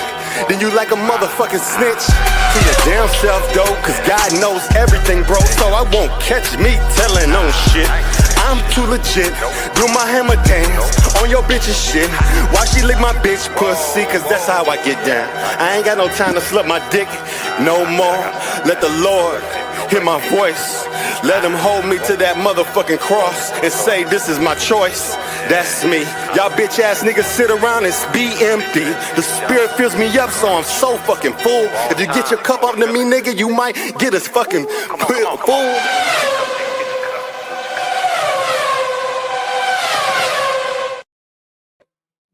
Real men on 3. E. Real men on 3. That's right. Don't say we not fucking looking out for you fucking beta males, man. You know what I mean? We really want to help you. We really want to help you get that bitch made shit, pussy made spirit, Jezebel bitch spirit out you, man. Why would a man have a Jezebel spirit? Ain't that a bitch? Ain't that backwards? Huh? That's some backwards shit, man. But that's what the world is, man. These motherfucking men that think they macho, they Jezebels, man. Ain't that a bitch? They spirit is influenced by a woman who's a Jezebel. Ain't that a fucking bitch? Ooh, we rebuke you, motherfuckers, right? We're going to lay hands on you, bitch, and we see right through you, man. You know what I'm saying? We see them skirts in the spirit, man. Even though you dressed up like us, like a gay man, you know what I mean? I'm not going to knock on you gay man, you know what I'm saying? Let the coach talk, my gay brothers, okay? You know what I mean? Hey, even though you might be dressed up like us, man, we see that skirt in the spirit, motherfuckers, you bitch-made motherfuckers. We talking about the ones that's motherfucking in the closet as motherfucking bitch-made. The bitch-made ones is in the closet. They really bitch-made, but they dressed up like they real pioneer, top-tier level fucking masculine men. They in the closet. They really got skirts in the spirit. We see you bitch asses. That's right. Hey, what did Coop say? I got a Coop. Hey, Coop, brother Coop. Hey, brother Coop said, hey, coach, do you have any brand new ETs tonight? Just want to know. Hey, brother Coop. Didn't have no brand new ETs tonight, but I got lots. I got hundreds of ETs, Coop. So, you know, next week I'll make sure we got another ET. Coop, just for you, Coop. I'll make sure I put a new ET in there, okay, for you, brother Coop. All right. Yeah. Now let me share my screen really quick, and then we're gonna get to the classroom. You know how a lot of them bitch-made motherfuckers ran. You know what I'm saying? They ran when they, oh my God, man, that sword came out. That sword, that bitch-made slayer sword came out. Oh my God, they ran out the back, man. It's like, oh my God. It was like when Jesus, man, I don't know if y'all have ever read the Bible, man. I recommend you guys do it. I mean, I've read the Bible and the Quran, whole thing from front to back. And when Jesus cast the demon out of that individual, that he cast the demon out, right? The fucking demons went inside the pigs, and then the pigs, because they couldn't handle the spirit of the Most High God in Jesus Christ, they fucking committed suicide and they jumped off a cliff. That's what these motherfucking beta males did when they heard that, man. They fucking ran out the back. They ran the fuck out the back. That's all right. You guys will be back, you bitches. That's right. And hopefully we will get you resurrected with the real spirit, that man spirit. All right. So let me do this. Let me go and find what I'm looking for. You already know it. You already know what I'm about to look for, right? I'm about to show you. Share my screen. Oh, shit. Is that the stove? Is that the fucking stove, coach? Yes, the damn stove, man. Formula 1 K9's gear.printful.me. Type that into your browser. Go click on that bitch. Go shop at my store. Man, go ahead and get you some merch, man. Support the coach, man. Go ahead and rep the most fucking top tier representative of the high performance fucking dog man lane ever. Formula 1 K9's gear, man. Look at this shit, man. We over here at the hats, man. You know, we got the 3 times, you know what I mean? That number 3. Father, Son, and the Holy Ghost, the pyramid, man. 3, 6, 9, 12, okay? Nikola Tesla says 369, and then coach added the 12. You know why? Because the 12 disciples, man. Coach, man, why you hitting them with all that numerology, man? That's way above their pay grade. It's all good. Maybe they'll pay attention. Maybe they'll get it. I don't know. Maybe they will. Maybe they won't, okay? It's my job to kind of put the spirit out there. That's my job. That's what the coach do. He put the spirit out there. Check out the hats. We got the 3. We got the Formula One dad hats. We got all kind of different. We got the trucker hats. All kind of different hats for y'all. All kind of different hats. We got the full face Formula One with the red. We got the full face Formula One with the burgundy. We got the medium face Formula One canines with the red, and the medium face Formula One canines with the burgundy. We got the one, just the logo itself without the Formula One canines name. I mean, we got so many variants. You know how the coach loves the variances, huh? I'm not paying for all them different genetics if I'm watering them down. There's no fucking way I'm gonna pay all this money for a Kangol or a fucking Malinois or an AK if I'm going to water it down. How stupid would I be, huh? No, you got to be an artist so that you know how to create that synergy. You know where you heard that first, right, men? You heard that first in our class, huh? Ain't nobody talking about creating synergy in no fucking line but us, huh? Only engineers talk like us, right? Men, huh? Ain't nobody talking this top tier shit, These motherfuckers is talking in a box, huh? They downplay hybrid vigor. They downplay freaks of nature, huh? Because you know why? Because they don't know how to make one. They don't have a fucking clue. But over here, we do. Amen. Over here, we do. They don't. Shit. Put some respect on the coach name, man. Shit. Top tier in this shit, man. Look at the hats, all the hats, man. Shop at my store, man. So many variants, y'all. Go shop at the store. It's right there on the ticker, too, man. Formula 1 K9s with an S gear .printful.me. All right? Okay. Look at the hats. Look at the hats. Look at the hats. Here we go. Look at the clothing, men. Got the shirts, hot out. Got the sweaters, man. I mean, got the embroidery. That shit hard, nigga. That motherfucker's hard. Formula One canines embroidered on the chest. Formula One canines on the motherfucking tack. And then look at the back. Formula One canines logo on the back. That's just hard.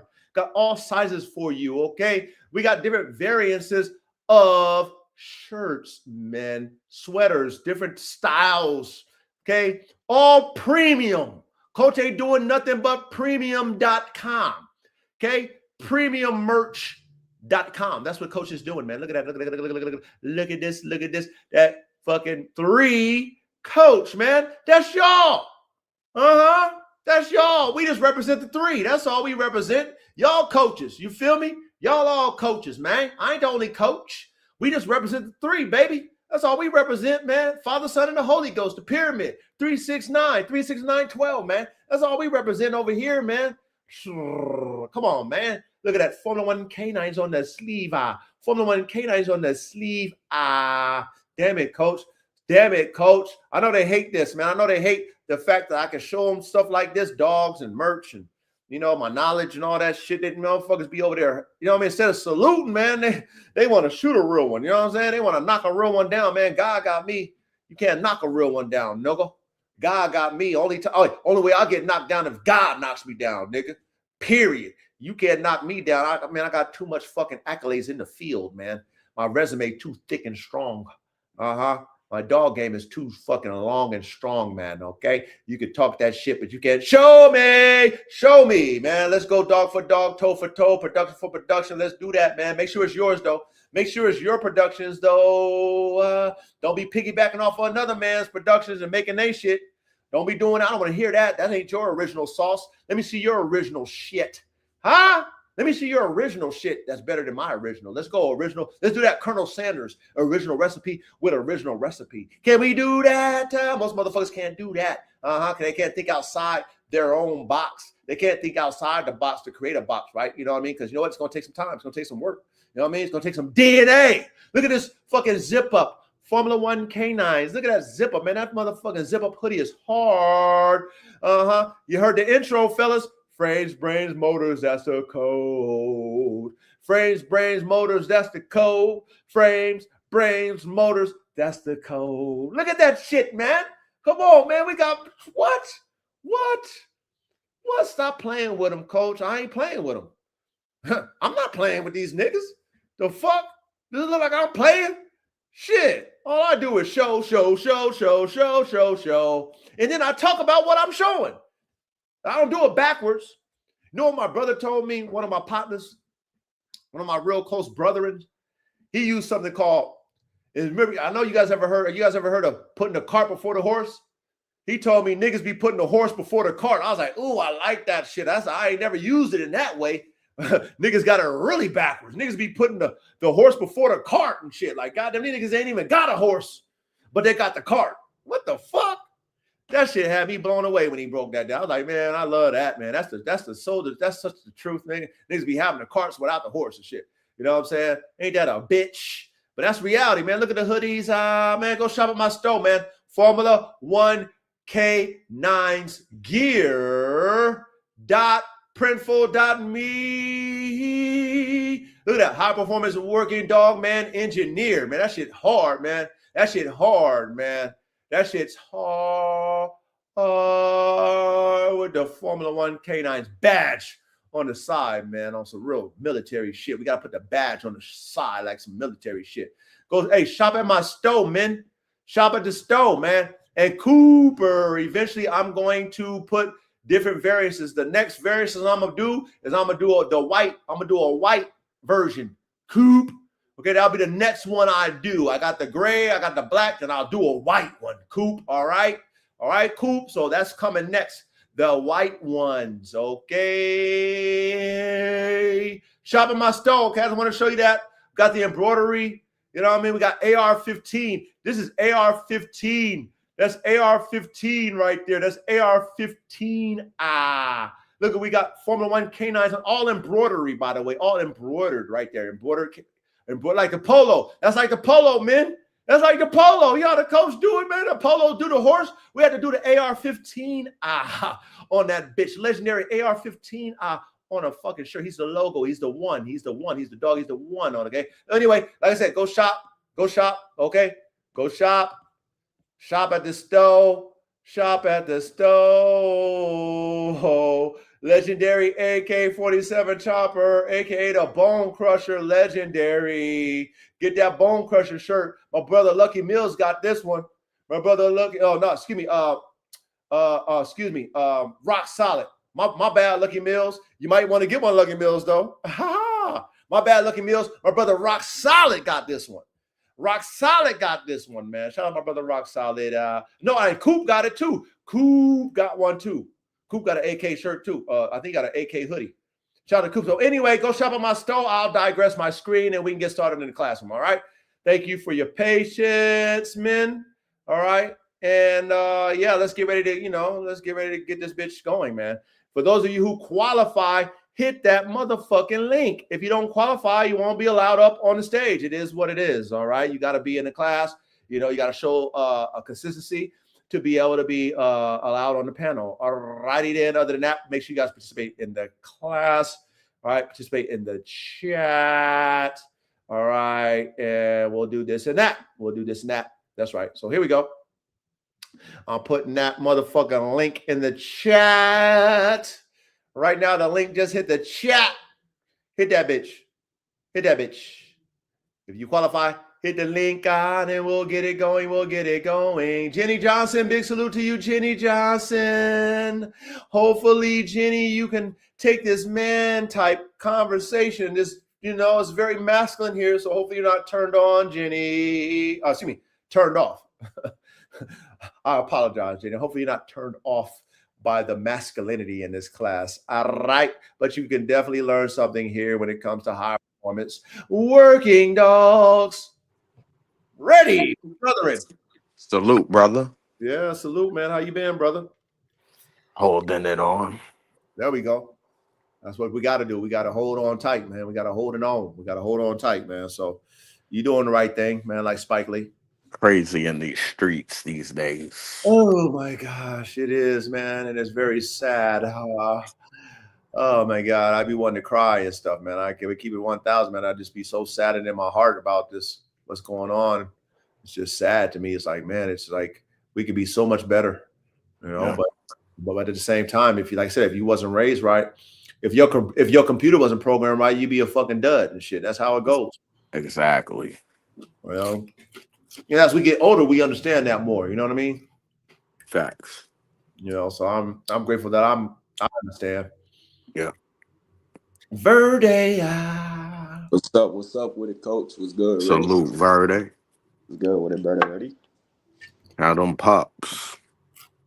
Or they actually doing good. I been able to do some tests now. They like 4 weeks and 3 days now. So ever since they hit 4 weeks old, I've been doing little tests, throwing little ropes in there, making little noises, different surfaces. I had them in a tub yesterday, swimming around and shit. Nice. Yeah, K-Man better get up in here, man. This one right here. You know what I mean? This was K-Man selected this one. Word. He was sick the last time. Yeah, I saw him in the chat. Let me go ahead and send that link one more time. Let me send that link one more time. Okay, man, you better hit that link, my brother. This one right up your alley. This is your specialty right here, brother K, man. We love to hear from you on this one.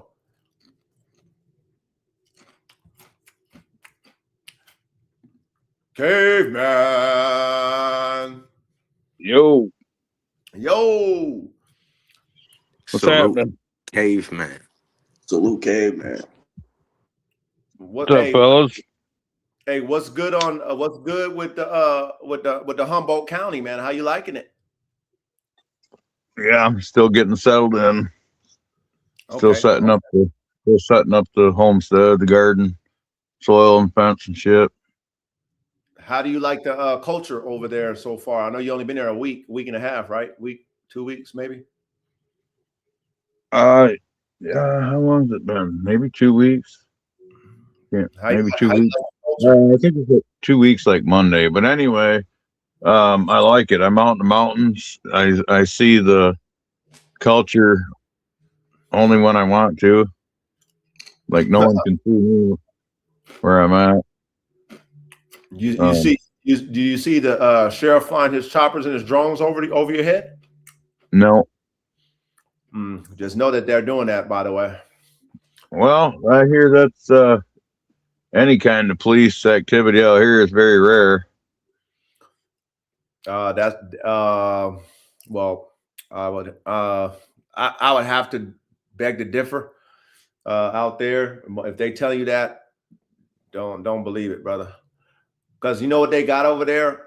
And well, not this there. This they call it Emerald Triangle. They got drones. Yeah. So at night, you'll see these lights at night, every night. That's how they get your ass.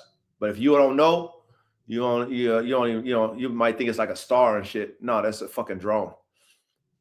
Every night they flying them out there. So, just be careful. That's all I know. Just know, be careful. Hey, K-Man, watch this, K-Man. If you ever get raided over there, you know what coach told you. All right, just know what the coach told you. If, God willing, you won't. But just know out there, California got federal funding, right? They got federal funding from the federal government, and they got state funding. So they got all the top tier military shit watching y'all motherfuckers. Trust and believe it. Trust me. Okay, so just be aware of that. But they're not looking for you. They're looking for grows, though. That's what I mean. They're not looking for me. They're looking for grows. They're looking for actual grows, not somebody fucking around with a couple plants. Okay, good. As long as you stay within that limit, I think it's 6 plants or something like that. You good. Yeah. You go over that, they're ruining your fucking life. It's California. It's not Michigan. Just know this. Just hear the coach when the coach is talking to you. Don't let these motherfuckers fucking tell you some bullshit. Because out here in California, they not fucking around. Trust me. And they got military shit, man. They're not flying just helicopters over your head. Brrr. They got shit at night with the infrared shit looking like a star in the sky. Hey, yeah, we got that. We got that in Michigan. Hey, man, it looks like a star in the sky. You think it's just a star. It's a fucking drone. Mm-hmm. So just be aware of that. That's all I'm telling you. Just be aware of that. But other than that, man, I'm glad you're enjoying yourself. I'm glad you're out there in Humboldt County. That's a great place to be, especially for what you're doing. You know, I pray the best for you out there, brother. I pray the best for you, man. So much love and respect. But let's go ahead and, you know what I mean, kick this class off, man. Tonight, man. Shout out to K, man, for this one. We're doing Polygenetics Explained through Frames, Brains, and Motors, episode 135, man. You know, man, make sure you pay attention to class, taking notes, all the shit. You know how we do, man. You know, we want to make you have food for thought. We want to make you think about these things. This is a subject matter that was very intriguing that Caveman brought up. And now we're going to break it all the way down so we can all comprehend it, okay, and see how it applies to frames, brains, and motors, okay? So men on the panel, you know, already know. Shit, whoever want to kick it off, man. I'm going to sit back in the background and pay attention to class myself. So whoever want to go first, kick it off.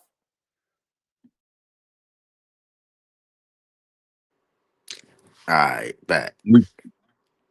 So I'll we go still have first. regular rotation, right? Huh? You want me to go first? Yeah. Yep. How's my internet? Because you guys are cutting out for me. You sound And good. You this sound good. All right, cool. Yeah, I can still hear you and everything, but it breaks up a little bit. But yeah, take her away. All right. Polygenic traits. Poly equals many. Genic equals genes. Traits that come from many genes. Locus. Location, place. Loci. Plural. Polygenic behavioral traits are associated with variation at more than one locus. These loci can even be on different chromosomes. So when researchers search for a set of genes, each of which contributes a small amount to the expression of the gene, they are looking for what is called a quantitative trait loci, QTL. A trait controlled by two or more genes, like skin or eye color, is a polygenic trait.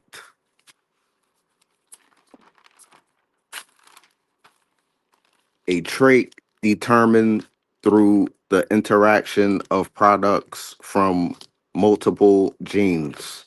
Multiple genes work together to create a single phenotype.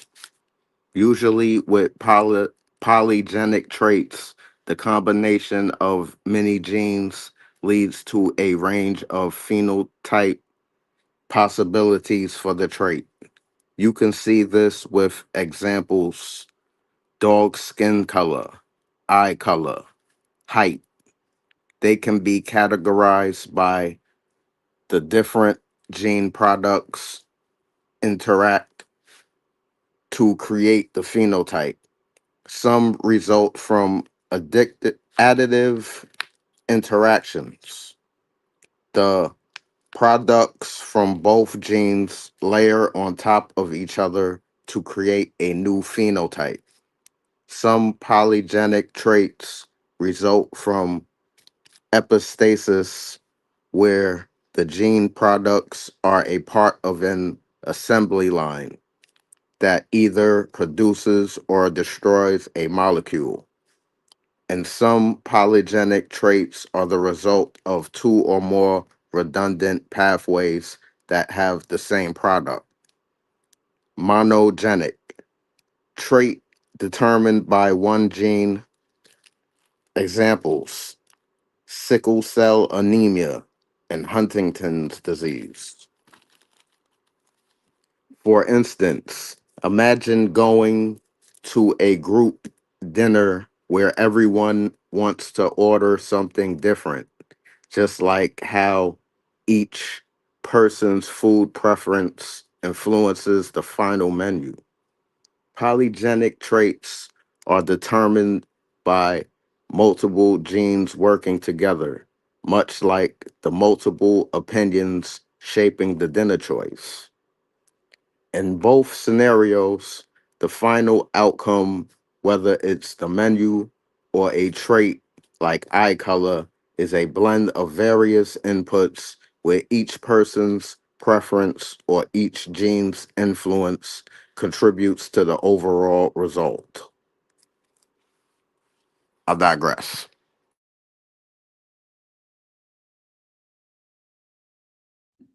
Oh yeah, Nice. that was good. You got something, Verde? Yep. Let me see here.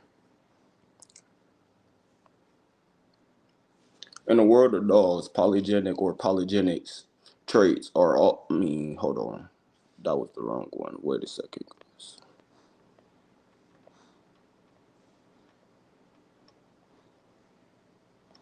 Okay, it was this one right here. In the world of dogs, polygenic or polygenetics traits are these controlled by the interactions of many different genes rather than just one because many factors are involved. These traits don't have a simple on or off switch. Instead, they appear as a wide spectrum, continuous range of possibilities. Common polygenic physical traits.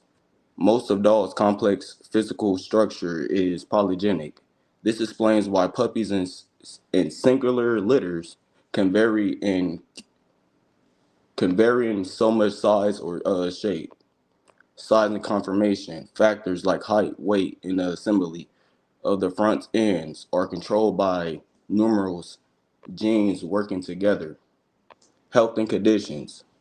Many of the most common inherent health issues are polygenic, including hip dysplasia, elbow dysplasia, and certain heart diseases. Heart disease, I mean, diseases, my bad. These are often required in environmental triggers like diet, exercise to actually show up, meaning you cannot test for these traits. Why it matters? Because polygenic traits are so complex, you cannot test for them with a simple DNA swab so easily as you can with a DNA swab so easily as you can for a single gene disease. Breeders must look at pedigrees and health of siblings and other genes and genetics within to see the load of what a dog might pass on. And I digress.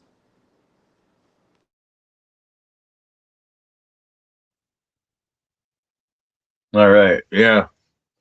So that there ain't really much more to say about what polygenics means, but as we break it down, you're gonna see it's the main explanation why people can't figure out why they can't reproduce what they have.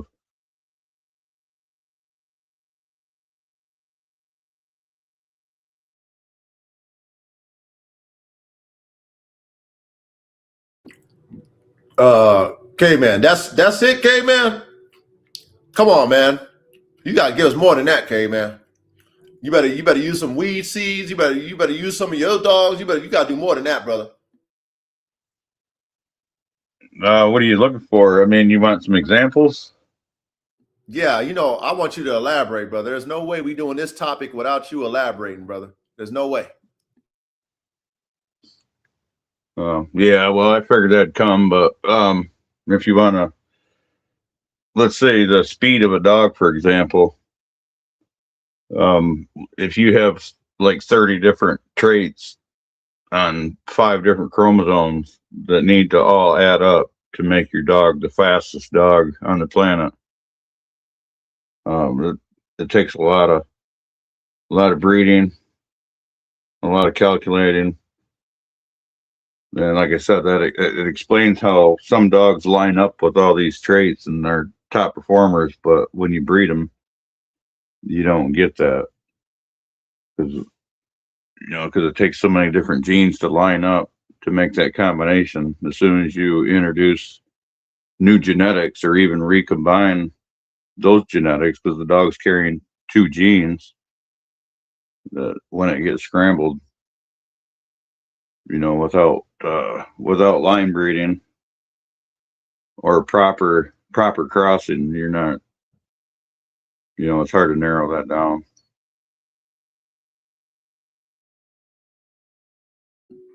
Okay. All right. Thank you, panel. I appreciate the breakdown, gentlemen. Very good. Okay. All right. Class, you already know what time it is. As we go through the outline, we're going to have our assistant coach, Miss ChatGPT. She definitely pays attention in all of, every class. Obviously, it's AI. And, based off of how you program AI is what you're going to get out the bitch, straight up and down. Mine's a female, by the way. So, she's going to give me what I'm asking her for. Of course, I'm going to have to work on it. Sometimes I got to correct her because she's still a fucking man-made system. But at the same time, she's an algorithm and she understands what we are looking for. So let me get ready to share my screen. Men, hold on. Let me share my screen. Let me see, share. All right. Bam. Okay. Share. That's right. Let me blow it up. That's right. Like that there. Now, let me give a disclaimer. Okay. For you new guys and gals who might be new to our class, I am the coach, which is, full name Coach 3. All right. I am a coach. All right. I teach what I do, what I know. Okay. I'm not your teacher. I'm not your professor.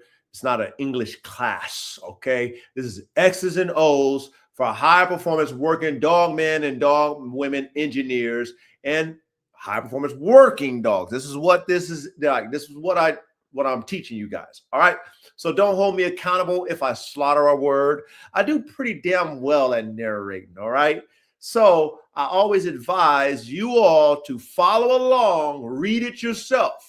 If you cannot read, you do have an audible reader, which is me. All right. And if I do make a mistake, I got my brothers on the panel who will correct me and I will correct myself and we'll keep it going. All right. So do not hold me accountable. If I get a word that I slaughter a little bit, we will make sure it will be corrected. But other than that, I do a great job at narrating. All I do require of you is to take notes, read it yourself, and then, things that you might be curious about, go do your own research. Do your own research. All we want to do is make you have food for thought in this classroom. That's it. And then you take what you read or learn, and then you apply it to your program, or you dig deeper. You know what I mean? If you want to really nerd out, go even deeper. You can go even deeper down this motherfucking polygenetics rabbit hole. Yes, you can. All right. So please pay attention in class. All right. So here we go. If you're serious about building high performance dogs, which you clearly are, she's talking about me, guys. Okay. She's talking about me, but I know she's talking about you guys too. All right. Okay. All right. You need to understand this up front. Polygenetics is the entire game. There is no single kill switch gene for performance. You're stacking probabilities across dozens, sometimes hundreds of genes. Let's break it down properly so you can actually use this. Excuse me. What is polygenetics? Polygenetics, polygenic inheritance, equals traits controlled by many genes working together, not just one. Each gene contributes a small effect, but together they create the final outcome. Think of it like this. One gene equals 1% influence. 100 genes equals full performance expression. Core concept. This changes how you breed. Instead of, does this dog have the gene? You should be thinking, how many performance enhancing genes are stacked in this dog? And how well do they combine? That's the difference between average and elite. You guys get what is polygenetics? Yes, sir. Yes, sir. This is what this is what's being influenced by the gene to get the interaction that you want. And as in, when you tell a collie down, it's going to down. You're getting a reaction. But that polygenetic, the traits that's been stacking, that herding trait, that herding genetic, that, you feel me, that's been going in there for so many centuries, when it see a sheep, it's going to come out that down and get to herding. Yep. It's stacked in there already. It's already stacked. Yeah, fact. So now what happened when you take that collie to a pit bull that got gameness? Now you're stacking other traits with it. This shit's about to get deep. I hope y'all tuning in, man. I hope they are too, Verde. That's where additive traits come in, create the new phenotype. Mm-hmm. You heard that in Reddy's definition. Additive interactions, Yes, sir. Keeps the possibilities going. That's also what we call codominant or incomplete dominant traits. What does that mean? Incomplete dominant traits. What's that? That's additive traits. That's like you get a black dog, like on the K locus of the color. Okay.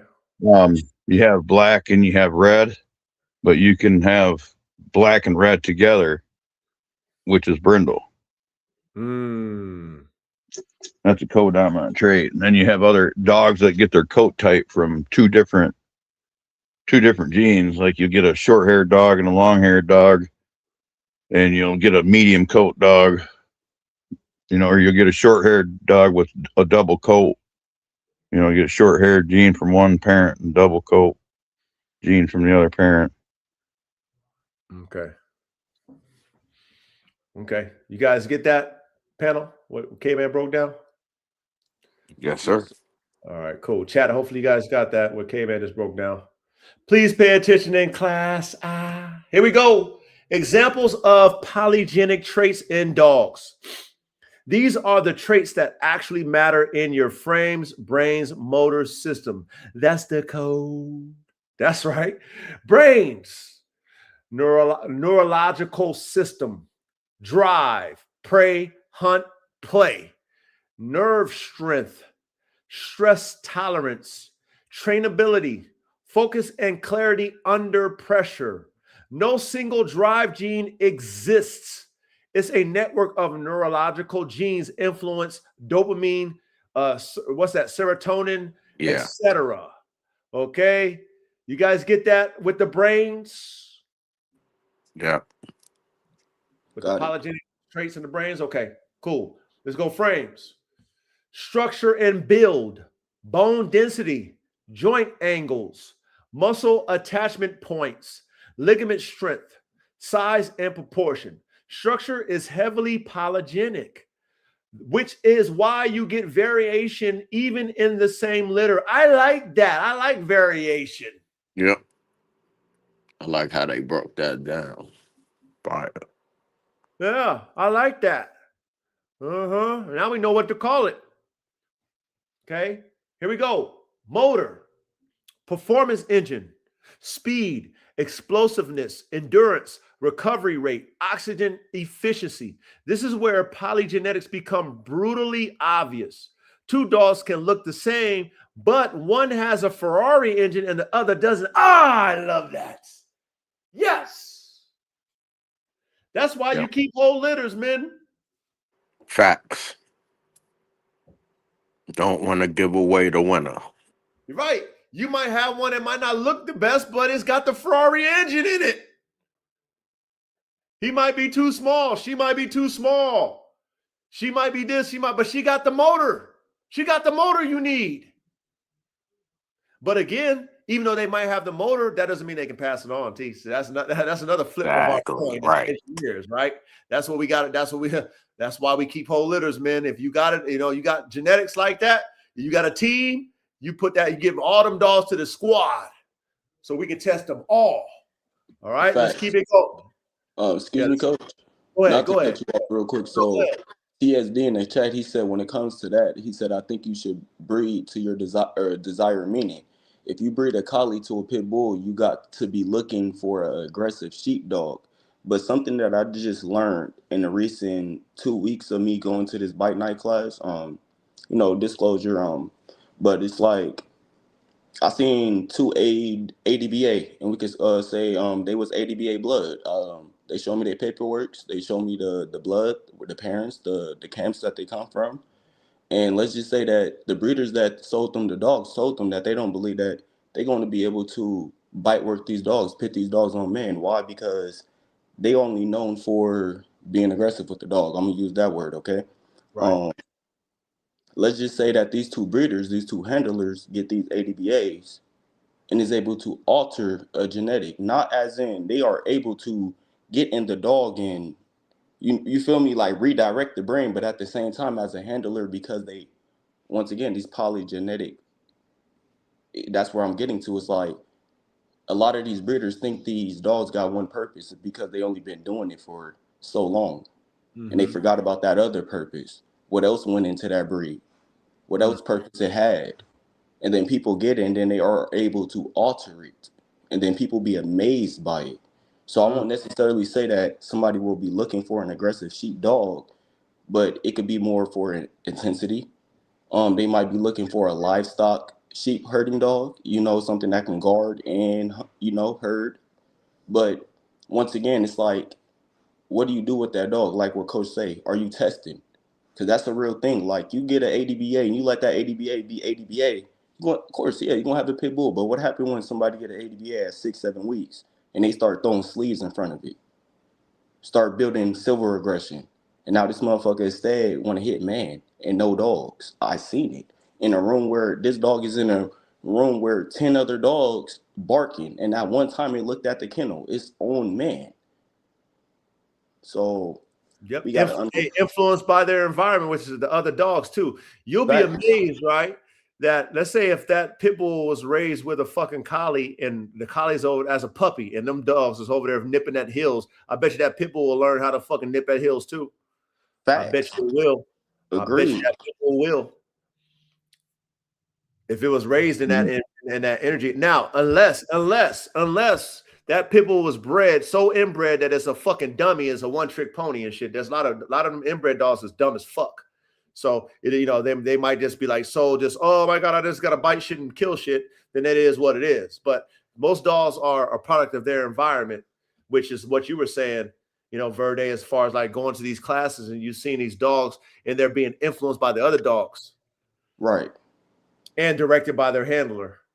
Facts. And also, like you said too, I'm glad you said that, the bottleneck. The two breeders that showed me their pedigrees, they told me that they use words as in scatterbred. We already know what that means. Yeah. So a scatterbred over a bottleneck, man, I'm taking a scatterbred because I could pit this bitch on man, hog. You feel me? And if I want to get aggressive, we could do that. Right. But once again, hopefully people really taking their notes and seeing the real for the real. I hope they are too, man. Great breakdown, great assessment too. I'm glad you're able to, see that for yourself too out there in the field too. You get to see these different dogs, see them work, and you know what I mean. And just, like I said, now that we talk, we learn about all these things, that's opening your mind up because you can see what we've been talking about just in your daily, your day to day with all these different type of dogs and shit. You get to see it, and that's what this is all about. Engineers, thinking outside the box to create the circle. I don't want you ever to think in a box because guess what? If you were thinking in a box, if we thought in a box, there would never be any new breeds. Okay. Why should the new breeds stop? Huh? The OGs wasn't thinking about that. They was making breeds. Why can't we continue to make better dogs? See? Let's keep it going. Facts. Look, we got the information that they didn't. We got the internet. We got AI. You know what I'm saying? So we can get all the knowledge like an encyclopedia of dogs and then apply it. Coach. Now this is going to be the icing on the cake. You know how we was doing the shepherd on the Marvel for the shepherds, and we was digressing the Dutch shepherd and the mouse.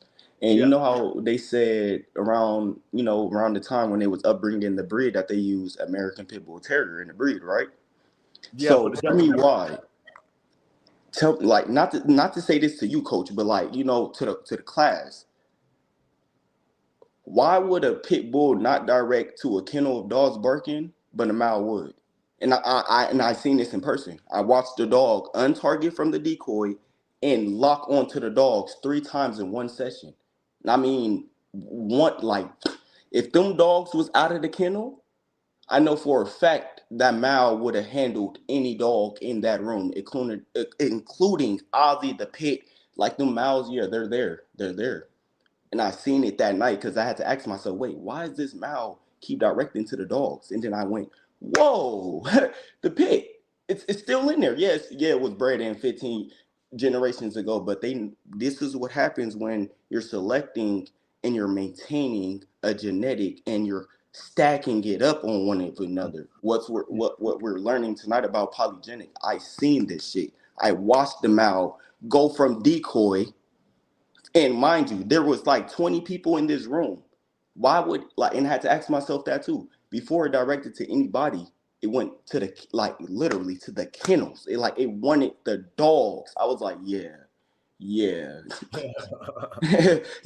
coach. You feel me? I couldn't wait. I forgot. I was supposed to call you and tell you about that. Like, coach, the shit we learning, the shit you teaching, keep motherfucking preaching, Yeah, yes, sir. Yes, sir. Verde, we got it. Real shit. Hey, young Verde, we got it, man. We gonna keep doing it, man. We gonna keep pushing this envelope. You know what I mean? Waking these motherfuckers up. You feel me? It is what it is. You know what I mean? But no, salute, Verde. Yeah, I love to hear that. I love to see you in the field too. That's what it's all about. That's what, you know what I mean. That's what gets me fired up when I'm in the field. You know what I mean? So I see it. That's why I call you the young phenom, because not only you fucking learning, but you actually experimenting and experiencing it too, man. So you got that conviction, and that's what it's all about. You know, when people talk about shit and they just read about shit, but they ain't doing it, they're never convicted. But if you doing this type of shit that we talking about, like K-Man, like myself, Reddy, you guys in the chat, y'all might be doing a version of these things that we talking about. You know, you're convicted. You know what I mean? You believe in it. And that's why we can push the envelope. We can think outside the box to create the circle. We can create the freaks. You know what I mean? The stuff that these people hit and miss on, they'll never experience in their life. We can make them type of dogs and keep getting better and better and better, make better dogs, faster dogs, stronger dogs, etc. All right, here we go. How polygenetics actually works. Simple version.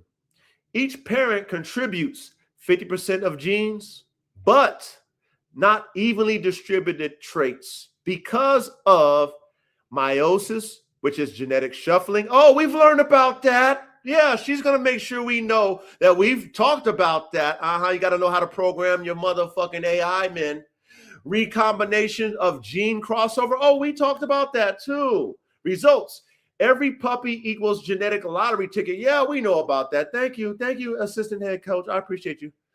Every full sibling can be one elite, one average, one below standard. Do you guys understand how polygenetics actually works? The simple version? Yep. Yes, sir. Yeah, pretty self-explanatory.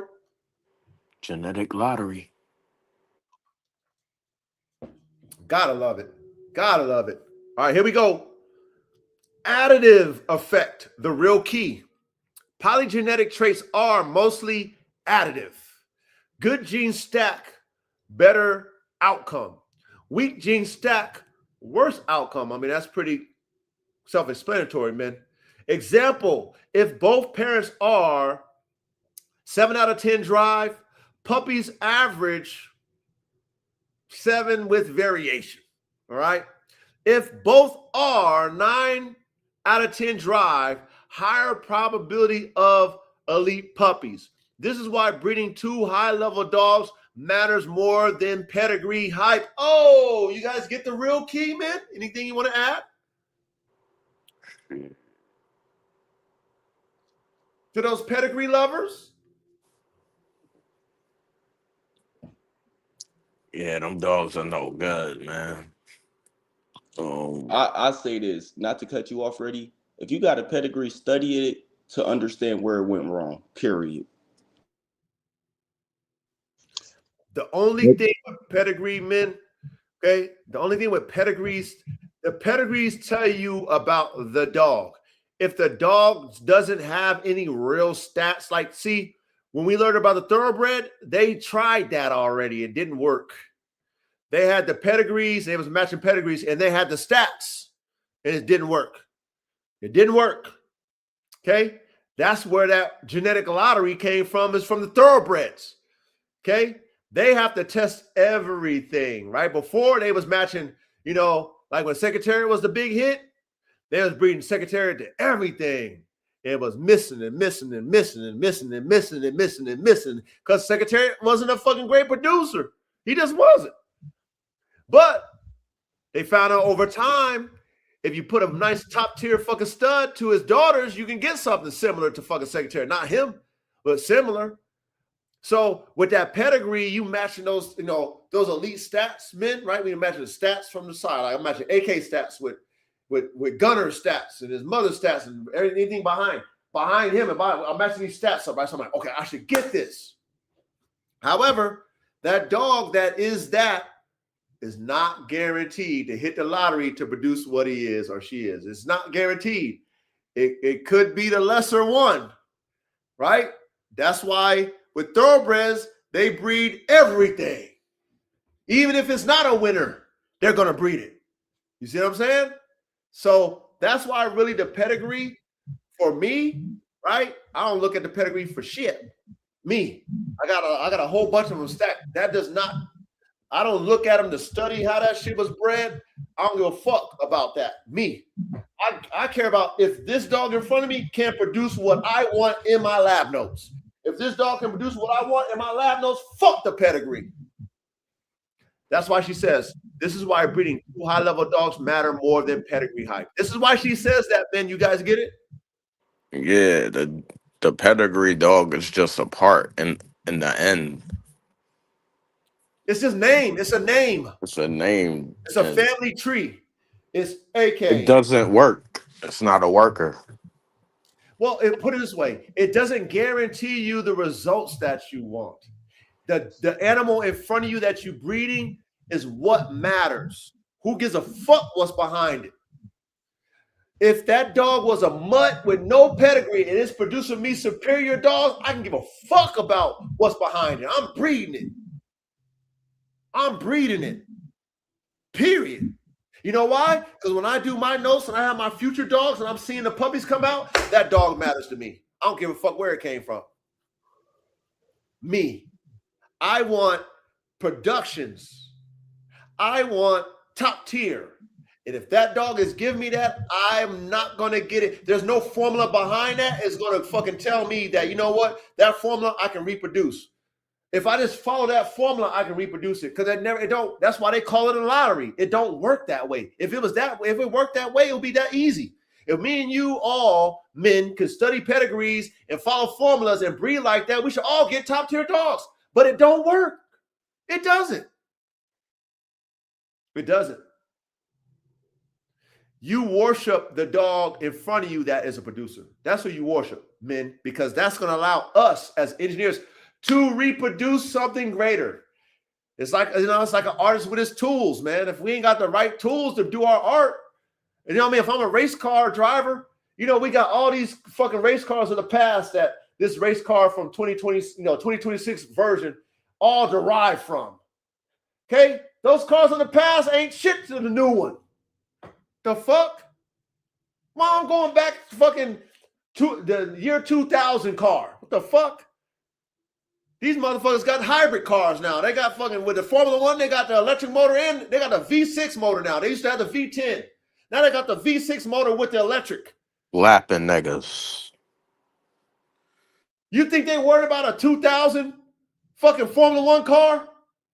Come on. That's how you got to be with the dogs, men. All right. Okay. Pedigree. You want to give respect to the family tree? That's what the pedigree for me. All the dogs and names. Oh, that was a great dog. Okay, that's like, you know, like for example, you know, AK is legendary. You know what I mean? Shout out to AK, man. But I'm not looking back to make another AK. Hopefully his son, his grandsons, his great grandsons, his great granddaughters, they over there fucking, they surpassing him. They surpassing him. Why am I going back to AK when I got better than him? Oh, I need to go back to the pedigree and figure out how AK was made. No, I don't. Now, if I can't get better than AK, maybe I have to, like how they had to do with Secretariat, but you know, they had too much money wrapped in Secretariat. You know what I mean? They bought Secretariat's fucking semen like stocks. We learned that. I'm gonna say a pedigree is a useful tool, but most people use it wrong. How would you use it, K-Man? Well, you have to consider your polygenics, right? Most people, what they're doing is they're breeding to the top winning stud. And I mean, when we're playing this lottery, we already know what the winning numbers are, right? We want a lottery ticket with 350 tens all lined up. You know, we want all them alleles to be 10, 10, 10, 10, 10, 10, 10. Okay. So you know what the winning number is, and you know what numbers you're putting in to the machine.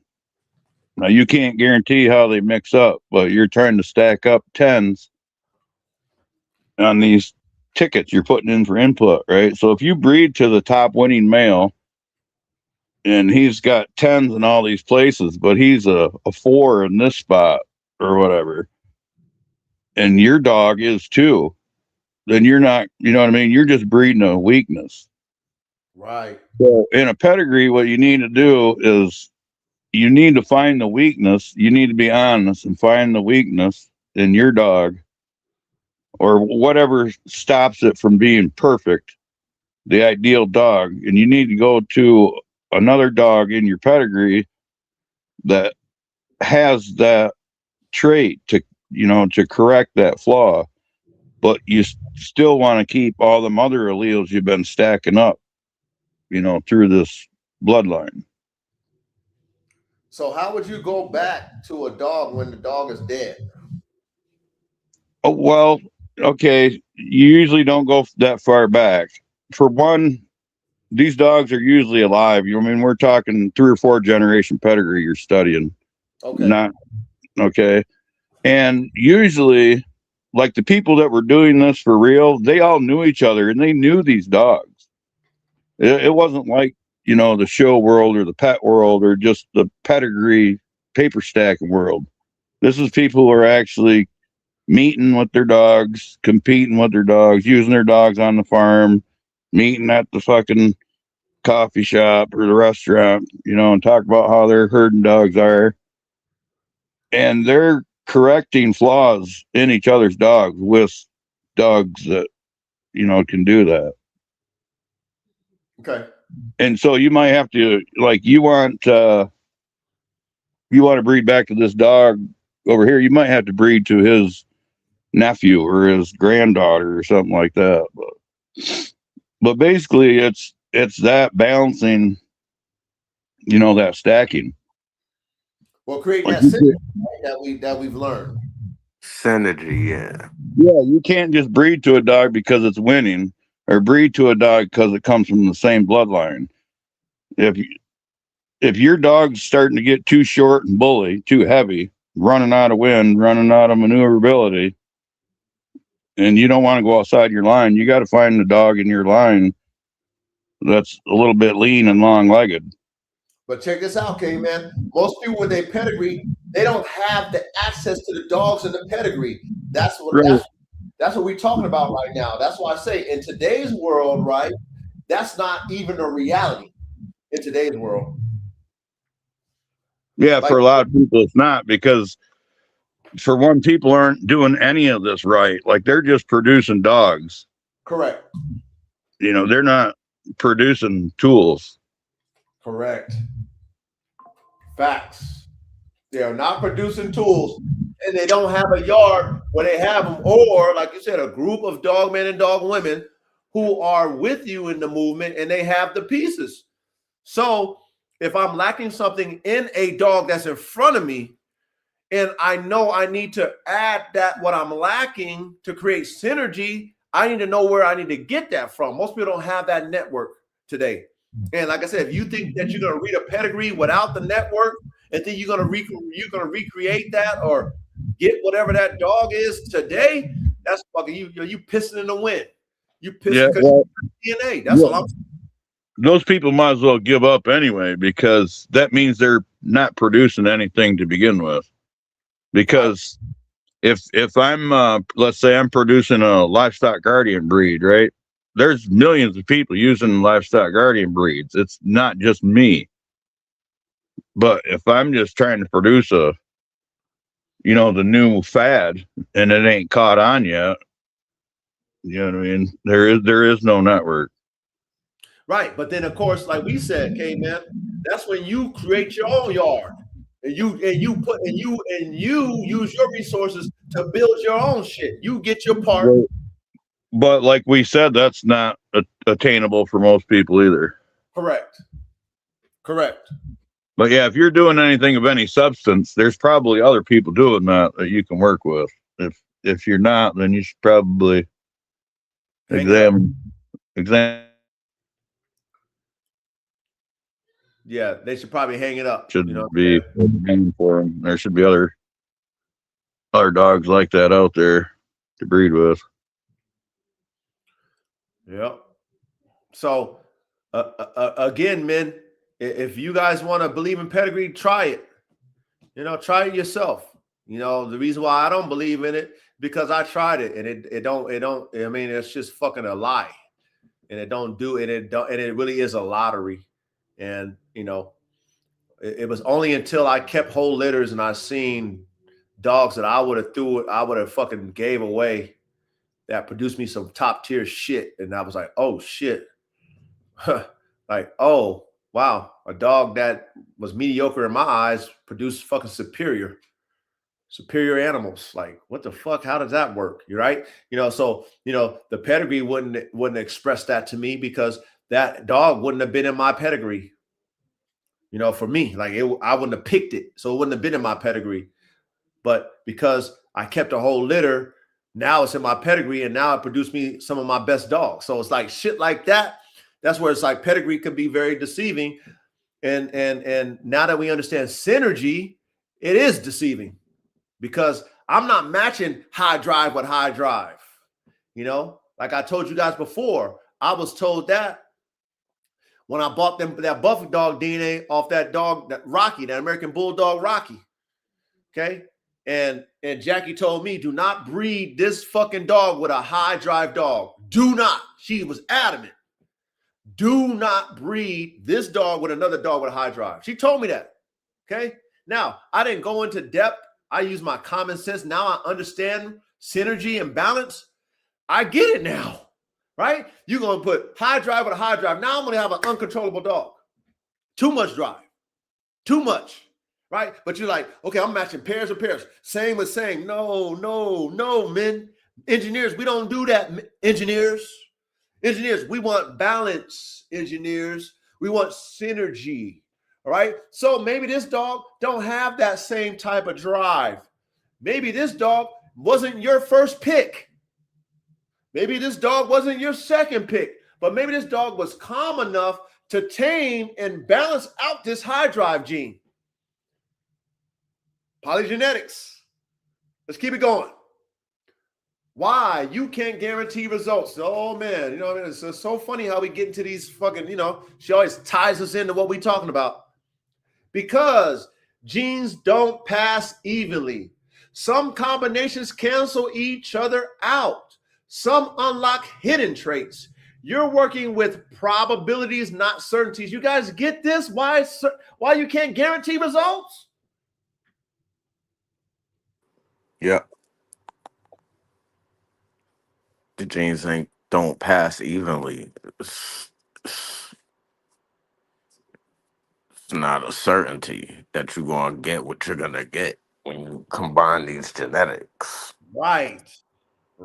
So when you breed off a pedigree, then what the fuck you doing? You putting a formula on a pedigree and the shit ain't even guaranteed when you even got the right shit? Facts. The shit ain't even guaranteed when we got right with right? But we believe in Michael J. Fox, Back to the Future and shit. That 4 generations back, we gonna get fucking dogs like that. The fuck out of here. Dogs are long gone. This is watered out. This is watery. And remember, when you inbreed your dogs too much, you get inbreeding depression, men. So you lose genetic characteristics when you inbreed too much, men. Remember that? Remember we learned about that, men? Yep. You keep dumbing the dog down. Yes. And you run into a brick wall. Yep. Fuck your whole program up. Yep. You digress your program inbreeding too much, men. Okay? So remember, balance is an art. What we teaching y'all, engineers, is the art form of making high performance dogs. You got to use it all, but it's got to make sense. It's got to make sense in the lab. Okay? Don't believe in your pedigrees. Believe in the dog in front of you. Believe in the dogs in front of you. Fuck the pedigree. Okay? That's coming from the coach. Okay? Y'all can do what y'all want to do. Try it. Try to breed pedigree fucking formulas and see what the fuck happens. Okay? Yeah. Okay, but are you... I think what you're saying is that you can't breed off of names. No, I'm not saying that, K-Man. I'm not saying that. What I'm saying is how they do it with thoroughbreds. Okay? They breed everything now. And the reason why they do that now, Brother K-Man, is because they was doing that. They had a whole stat book, and they were breeding off of the stat book, and it wasn't working. It didn't work. Right? So they had all the stats on every fucking horse. This horse was won this, is one that is this height, it weighs this much, it died at this time. They had all the stats. And they wasn't getting what they thought they was going to get by breeding them together, matching them from the pedigree, bloodlines. They wasn't getting that. That's what we learned in our first class when we compared thoroughbred horse racing, thoroughbred breeding to competition dog breeding. They explain that to us. Okay, so that's what I mean. Okay, again, this is how you know this for a fact. Secretariat, top tier genetics, but you wasn't getting that. But if you was breeding that pedigree, you like, fuck, man, that's Secretariat blood. We're gonna get that shit. It didn't work. It didn't work. So, like I said, for us to keep it simple, because as engineers, we get it in our brain too much. And we try to go like, okay, well, shit, it worked before, it's going to work now. No, she said it's not guaranteed. Why are we thinking if it worked for Secretariat, I'm going to get it now? It made Secretariat. That's Secretariat. That don't mean you're going to get Secretariat again. I don't give a fuck what the pedigree says. That's what I'm talking about, K-Man. So all I'm saying for us as engineers, if the animal in front of you gives you those genetic characteristics, passes on those genetic parts, then we can bet on that.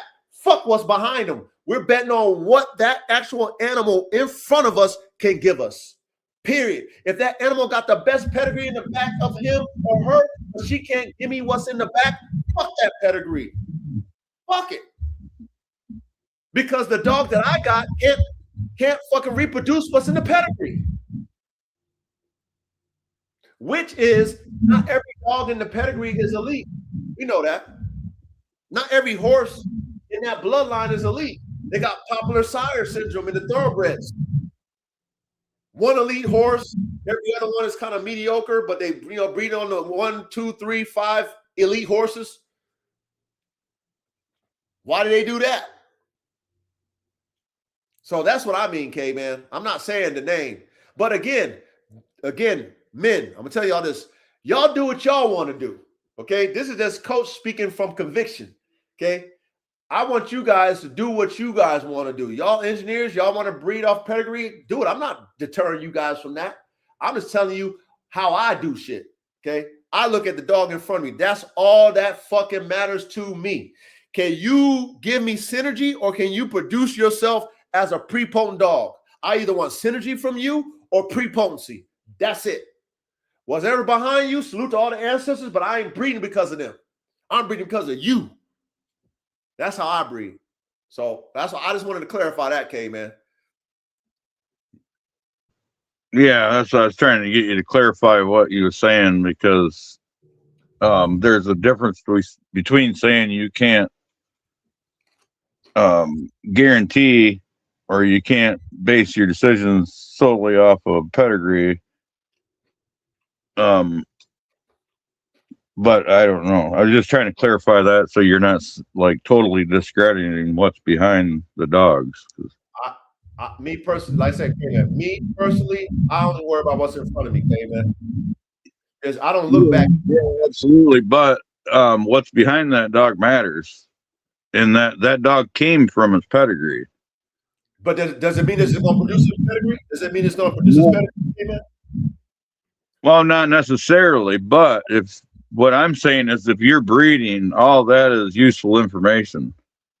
Like I want to know, like if I got a dog in front of me that I'm going to use to breed, I want to know what his mother's line, if she has one, what them dogs are bred for, and same with the man.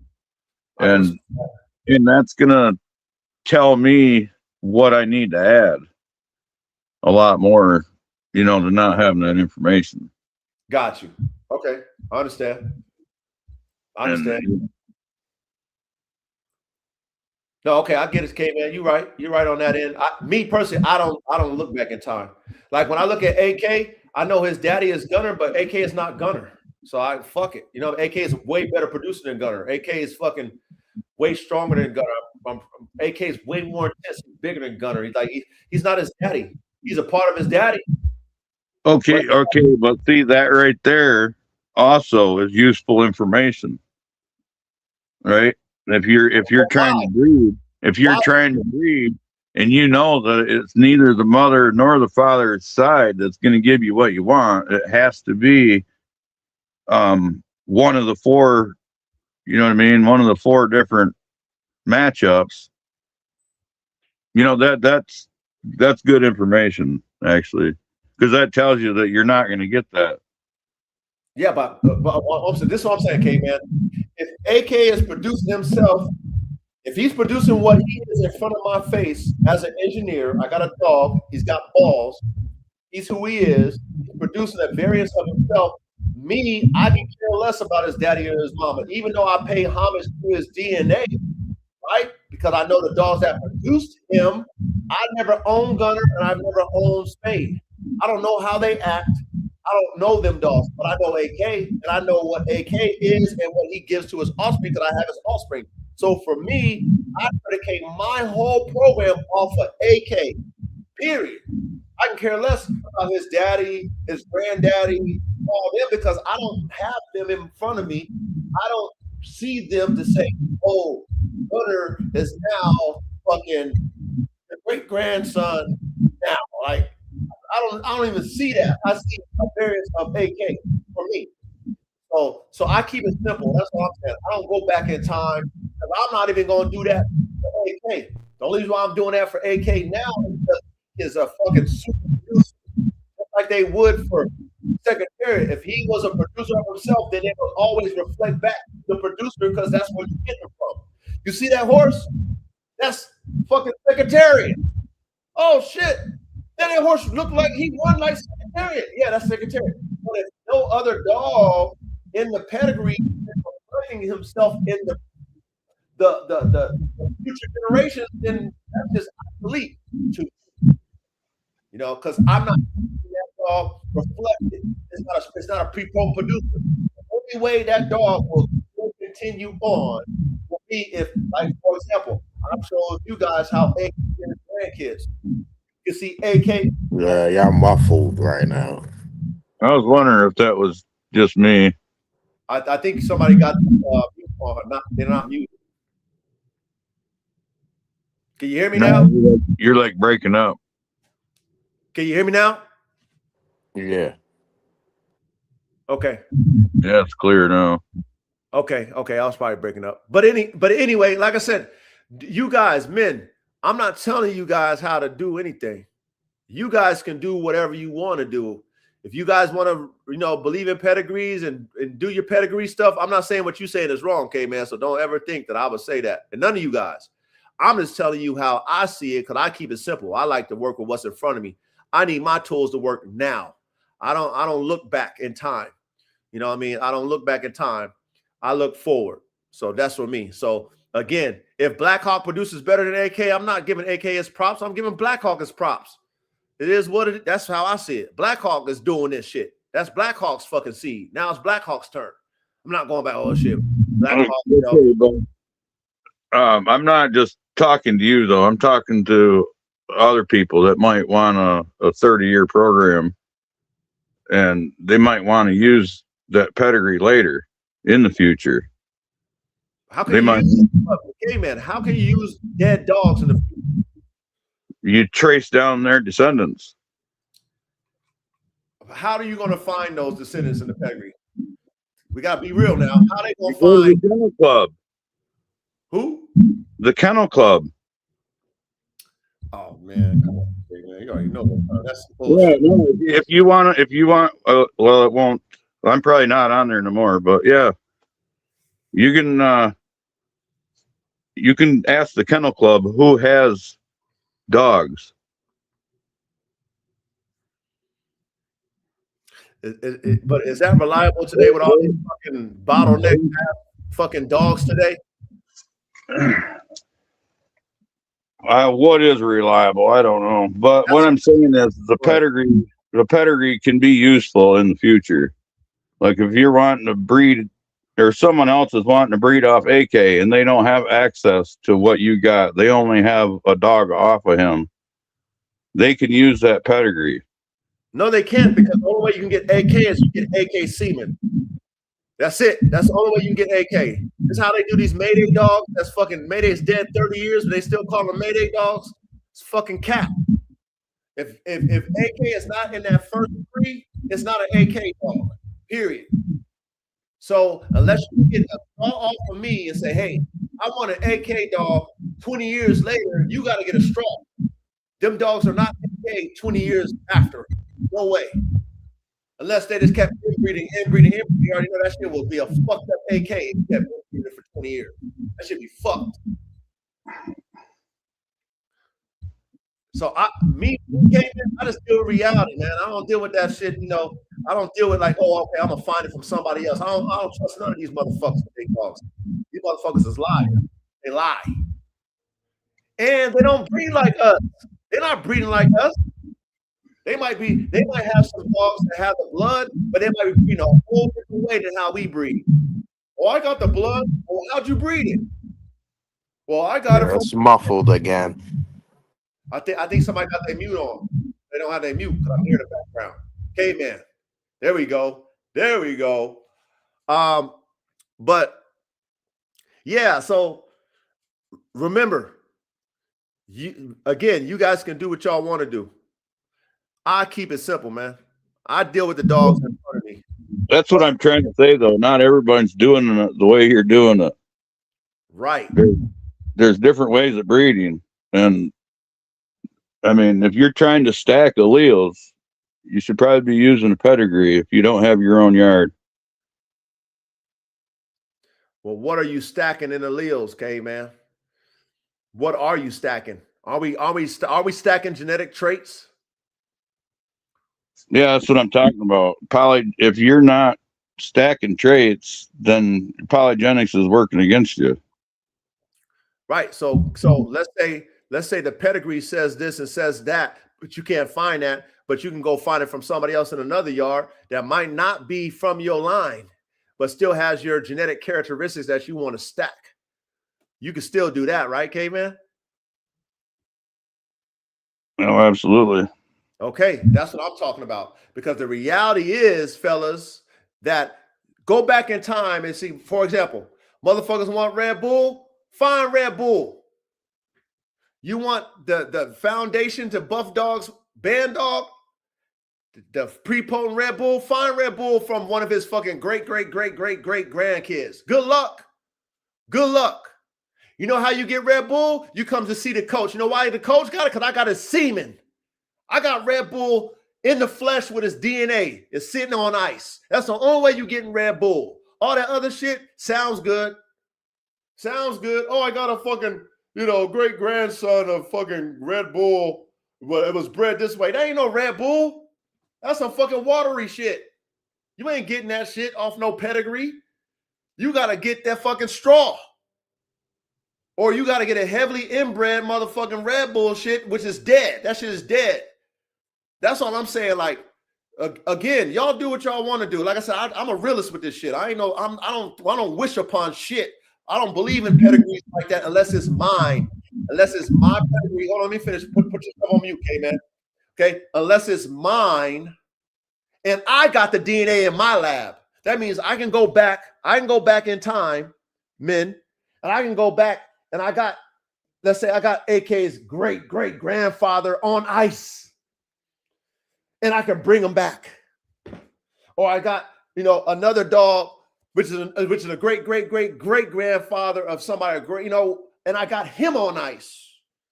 Then I bring him back. I bring him back because that was a super producer. That's why he's on ice. And that was a super producer. So guess what? Now those traits that was in that dog, I can stack forward. I can bring that traits forward, men, and stack it. Not water down shit and think I'm gonna stack it and make my shit better. That's fucking false.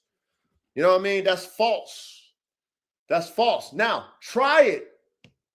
All I tell you guys to do is you try it. Okay? Try to see if you can resurrect a dead dog back to life from a pedigree. Let me see if you can do that. Try that one. I would love to see anybody do that without the straw. Resurrect those polygenic traits that you want to stack from some fucking watered down great-great-great-great-grandson, great-granddaughter, and see if you can bring it to the forefront. If they could have did that shit, they would have did that with Secretary and all them other dogs. They would have did it with Mayday. They would have did all them other dogs. Tom Garner trying to do it. That's why he be inbreeding so much. But he ain't did it yet. It sounds good. He ain't got no other China. He ain't got another Chinaman. I bet you he ain't producing another Chinaman again. And he got the semen. So, like I said, I digress off of this. Let's keep going. I digress. Y'all do what you guys want to do. I'm speaking from just reality, man. I like my parts in front of me. I don't look behind. I don't look behind. I want my parts in front of me. And if I have them dogs in front of me, that means if I have the semen, that dog's in front of me. So AK is when I have 500 straws, he's in front of me, even though he's dead. Even though AK is dead, I can put him right in front of me. I can put him right. I don't have to look back in time on a pedigree shit. I got fucking 5 generations past AK now. His great-great-great-great-grandkids. Oh, shit. Oh, fucking AK. How was AK bred? I'm going to go back fucking 5 generations. No, fuck no. I got AK right now. I'll bring him back to life. Give me that semen. Put him in a bitch. Now AK is back stacked in there. Not no fucking pedigree telling me, oh, let me go look back in time to see if somebody got something like AK back there. Let me go call Simon up and see. Let me go call Greg up and see if he got something. That's not AK. AK's dead. Right. We're not talking the same topic. I'm not talking about replicating something that you should have better of already. But but you're talking about using a pedigree to stack, to like formulas and shit. Like you're gonna get dogs off of dead dogs or something. Like we're gonna be able to find. And I'm just saying, like we're gonna be able to find somebody with something that's not bred the way we bred, but's got it in it, and something that we're looking for that we never, as engineers, we know we got to keep straws. I tell y'all this shit all the fucking time. You ain't got the straws, but you're going to look back on some watered down shit that you don't get it? Nah. Nope. That's me, though. That's me. If y'all want to do that, do that. Good luck. But I depend on my straws, and I depend on what's in front of me. That's all that matters to me. What's in front of me, the dog, and if that dog is a producer of what it is, or all the straws I got of prepotent dogs that I can bring back, Return of the Living Dead right now. Other than that pedigree is fucking all names and shit. That's like that pedigree to me is a graveyard. All dead dogs. If they're alive, they're going to be dead. If I ain't got the semen, they're dead to me. It's just history. History. I didn't breed those dogs behind me. Why am I worried about how they bred? This is me. I didn't breed those dogs behind me, man. Why the fuck am I worried about them dogs? Them dog men don't think like me.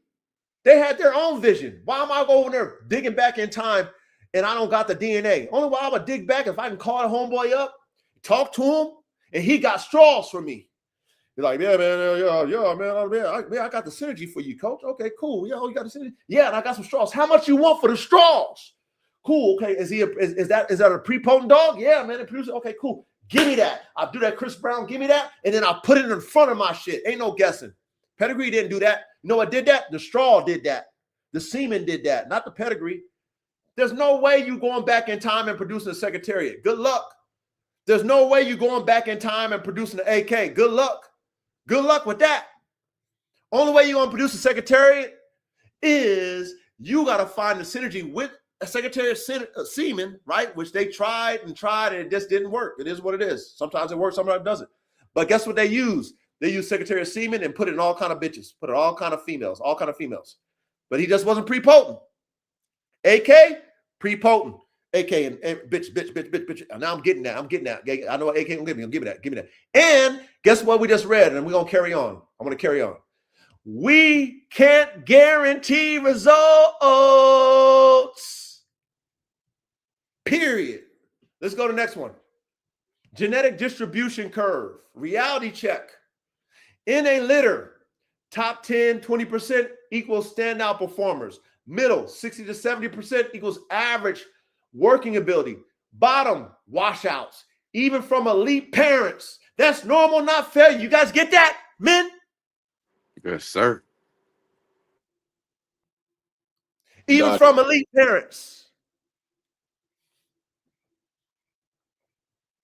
That's why I worry about what's in front of me. What's in front of me is all that matters. Period.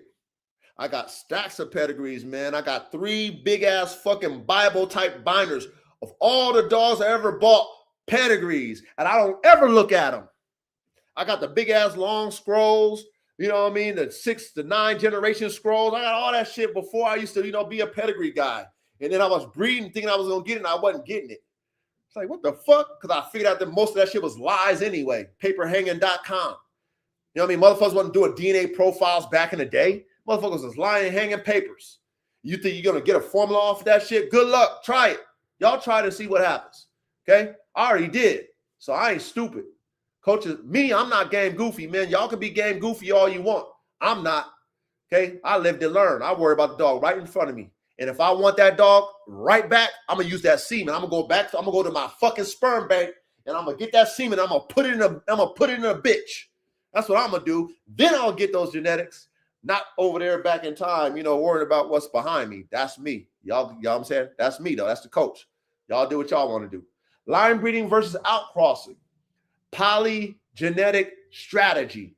Line breeding tightens gene pool, increases consistency, locks in traits, but can also lock in weaknesses. Of course, we know that. Outcrossing as genetic diversity can increase hybrid vigor, but less predictable outcomes. We know that too. Smart breeders do both. We know that, men. We taught that. Line breed to lock traits, outcross to refresh and upgrade. We know that. Don't we know that, fellas? Line breeding versus outcrossing, polygenetic strategy. Don't we know this, men? Yep, we know that. Use the strategy wisely. Okay? Wisely. Okay? Wisely. Worry about your notes.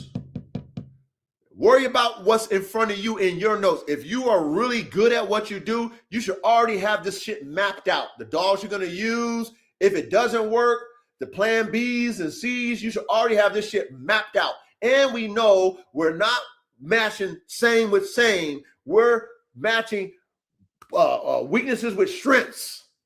That's what we doing. Okay? And you might not get it from a line breed, and you might not get it from an outcross. That's why you use both. All right, let's go. Epigenetics, advanced layer. Now, this is where most people fall behind. Even with perfect genetics, environment, training, nutrition, stress exposure can turn genes off and on or off. This is called epigenetics. You guys get epigenetics? Yep.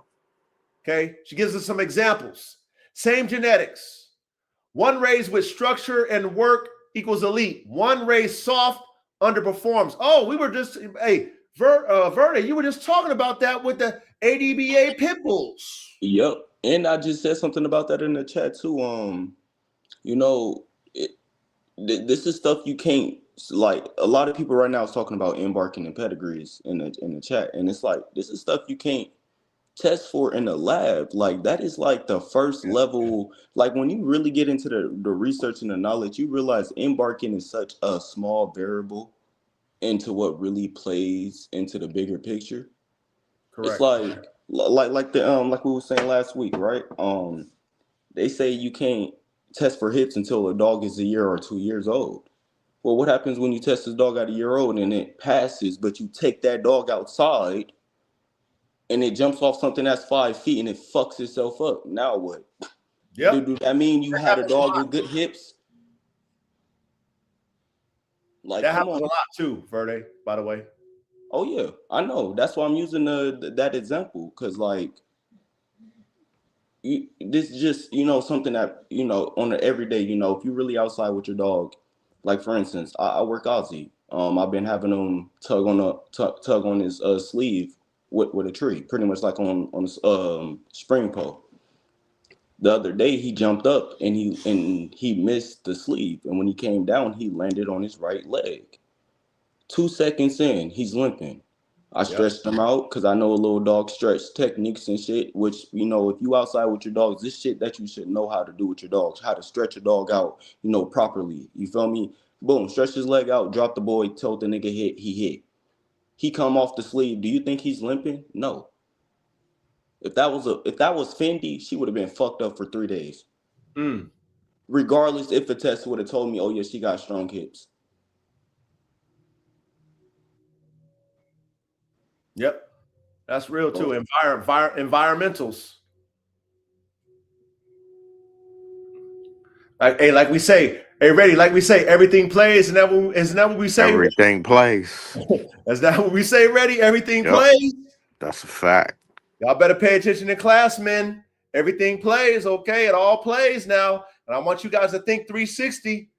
I want y'all to think 360. That's why I don't downplay anything that we talking about. I don't downplay none of you guys' ideas. Y'all think how y'all want to think. All I tell you to do is test it. Test it. You know what I mean? Test the shit and find out.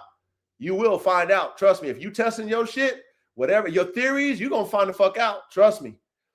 Okay, here we go. Real world breeding strategy. No fluff. If your goal is high performance dogs, do this. Select for proven traits, not looks, not hype. Performance under pressure. Stack strengths. Breed. Drive times drive. Nerves times nerves. Structure times structure. Number 3, eliminate weak links. One weak trait, weak nerves, poor recovery, bad structure, can drag the whole genetic package down. You guys get that? Yes, sir. Now, I want to clarify something here, okay? When she says stack strength, drive with drive, that don't mean high drive with high drive. That doesn't mean fucking crazy nerves with crazy nerves.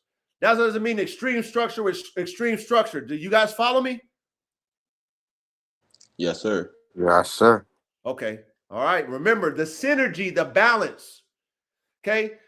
Map out the drives that you want to see in your dog. Map out the nerves that you want to see in the dog. Map out the structure that you want to see in the dogs, the offspring. Then you match the parents up to create synergy so that you can get that out of your offspring. Does that make sense, men?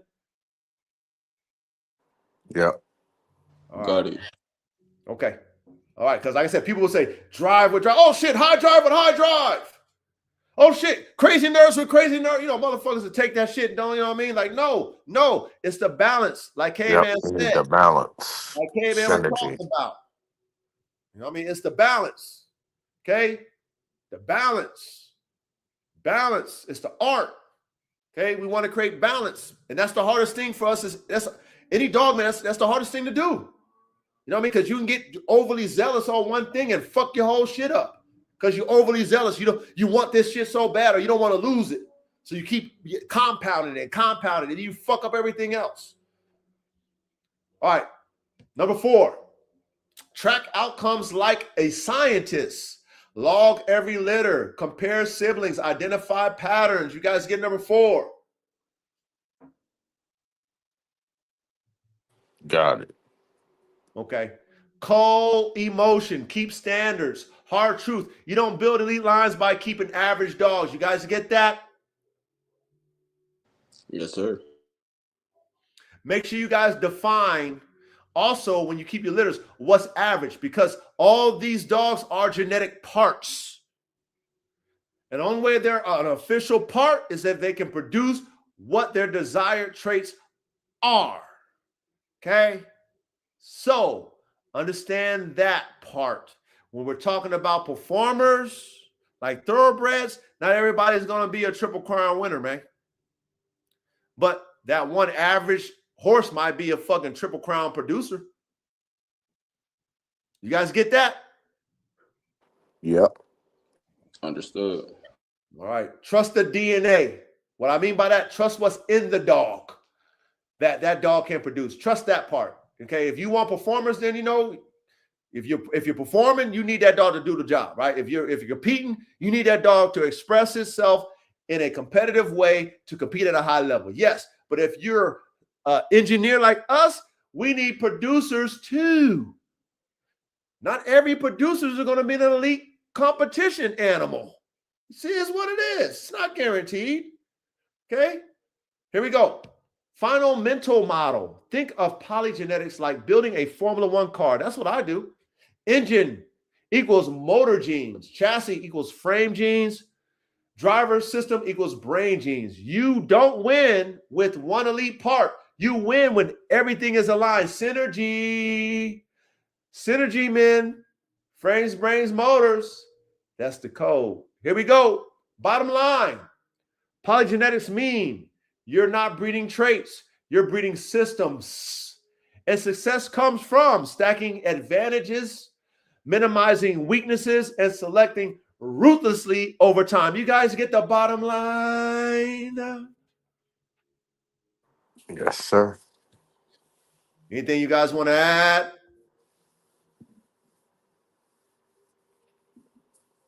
Just got to select for the best traits and get rid of the weak dogs, the dogs that's not providing you with the traits that you're looking for.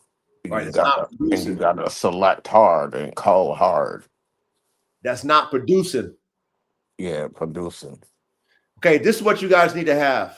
You need to have two categories in your dog program. Have performers and producers, just like thoroughbreds. You need to have performers and producers. They're not two in the same. All right. You might get one that is an anomaly, high performer and a great producer, but that's not, shit. You try to hit the lottery every time with that one. So if you got a real program, you're going to keep the ones that's going to be able to produce and the ones that's performing. If you are a competition dogman and a fucking engineered dogman that produces competition dogs, you need to have both. You need to have both. And the only way you and I know this is we got to test the dogs that's in front of our face in every aspect of whatever your program is. Okay? You compete in weight pool. You got your weight pool champion, but he ain't producing weight pool champions. But you got this one that's not a weight pool champion, but she or he is producing weight pool champions. They both stand on my yard. Period. The only way I knew is there.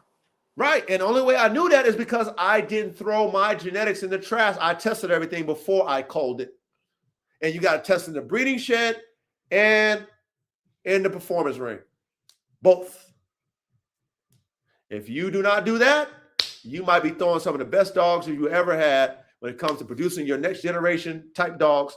You might throw your best dogs away because, oh my God, it didn't do this. Oh my God, it wasn't like her. Oh my God, it wasn't like the great-grandfather. Oh my God, it wasn't secretary. Oh, all that, oh my God, it wasn't. But, shit, you never know. But shout out to the information that we have, right? Because now we understand what we have to do in the lab to produce these type dogs, and then we can experiment to do that. We can experiment like they do with thoroughbreds. Okay?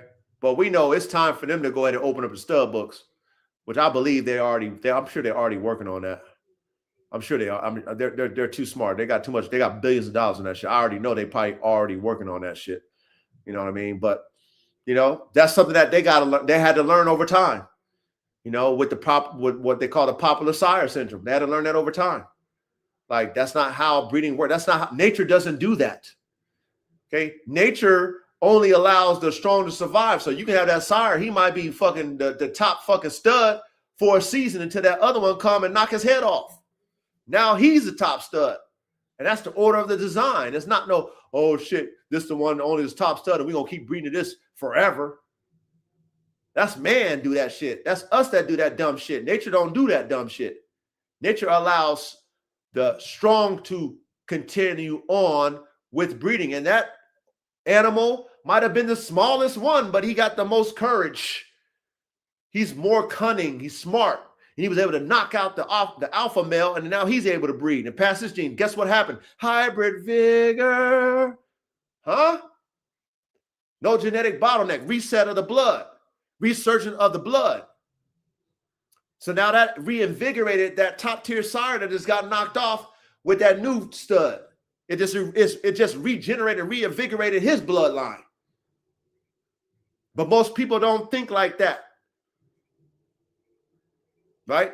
They just bottleneck themselves because they're not God. You know what I mean? We're only assisting God in this breeding shit, y'all. God knows best. We don't know best. Only God knows best. But you know what? We can get close to it. You know what I mean? And just look at the dogs in front of you. Okay? Believe in your genetics that you got in front of you. Believe in your straws. Believe in programs that you can go and study, right? Other dog men that, you know, you respect their program and you can study their program. You know, you might be able to talk to them so you can go get you an outcross, you know, get you some different blood to bring in your shit. Or, you know, shit, build you a team and all y'all, you know, the whole squad got the DNA so we can always go back. Okay. But never go back in time without the straws, man. Never go back in time without the straws. The only way you could officially go back in time is you need to have straws on all those top tier fucking studs that needs to be sitting on ice, waiting for you to do the return of the living dead and bring it back to the front. If you ain't got that in your lab, you way behind. Imagine if Thoroughbred allowed that, man. Imagine if they allowed using straws. They don't allow that because that's unfair competition. They don't allow that. No straws being used in Thoroughbred and no fucking artificial insemination. Only live covers and new studs. No straws from dead dogs. No straws, period. But they do that because they want to keep it fair. They want to progress the fucking the breed. They're not going back in time. So why should we, men? Okay, unless you want to bring it back for a reason. And you know what? We have that option.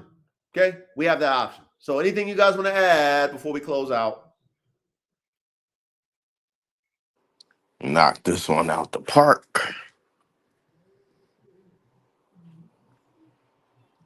Yeah, we did. And like I said, men, y'all can use the pedigree. All right. You ain't got to take my word for it. Do what y'all want to do. But like I said, do your research on I mean, bro, we done taught so much about this shit. Go do your research on this pedigree, see how they be bottlenecked up. Go ahead and read about that sire syndrome and that we've already learned about this shit a long time ago. You know what I mean? I think it'd be because to me, you're stating reasons to use a pedigree. No, I'm not. No, I'm not, yeah. David. No, I'm not. I sure the fuck ain't. Nope. Okay. No. We have a totally different understanding on how to use a pedigree then. Go ahead. No, go ahead, K-Man. Break it down how you would use a how you use a pedigree. Go ahead. Literally a whole episode. Because you're talking about something totally different than what I'm talking about. You keep talking about trying to bring back an old dead dog. And there's a lot more to a pedigree and a lot more to a breeding program than trying to recreate a dog from history. Why would you use a pedigree if you're not trying to use those genetics and bring them to the dogs you got right now? Why else would you use a pedigree to breed if you're not looking for the formula to bring those old genetics back?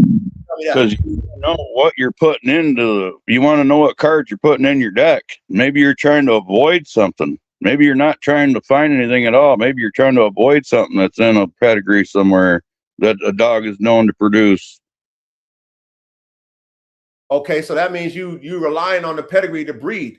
So what I'm saying is, if you know you got fucking, let's say you got epilepsy in your fucking dog, then I wouldn't be breeding off my pedigree. I'll be looking for an out somewhere. I wouldn't be looking back at my pedigree for that.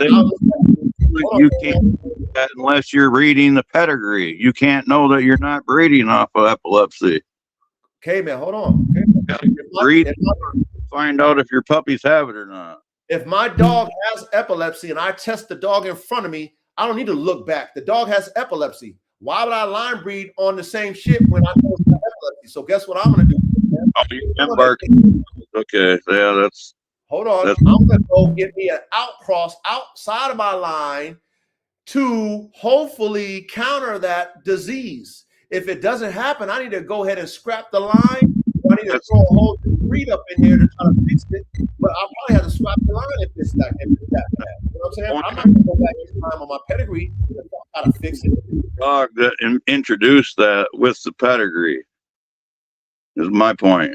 How do you know which dog reproduced it? Unless that person behind did an embark and he's going to tell you 10 years, 5 years back that, hey, this dog is the one that had fucking epilepsy. How you going to know that? Who's going to tell you that shit? Most of these motherfuckers ain't doing no embark and shit. They ain't going to tell you that shit. You probably can't even get a hold of these motherfuckers. How you going to know puppies that they produced? Wait, what happened, Caveman? You know, by the puppies that these dogs have produced. That's what I'm saying. We're not all breeding the same way.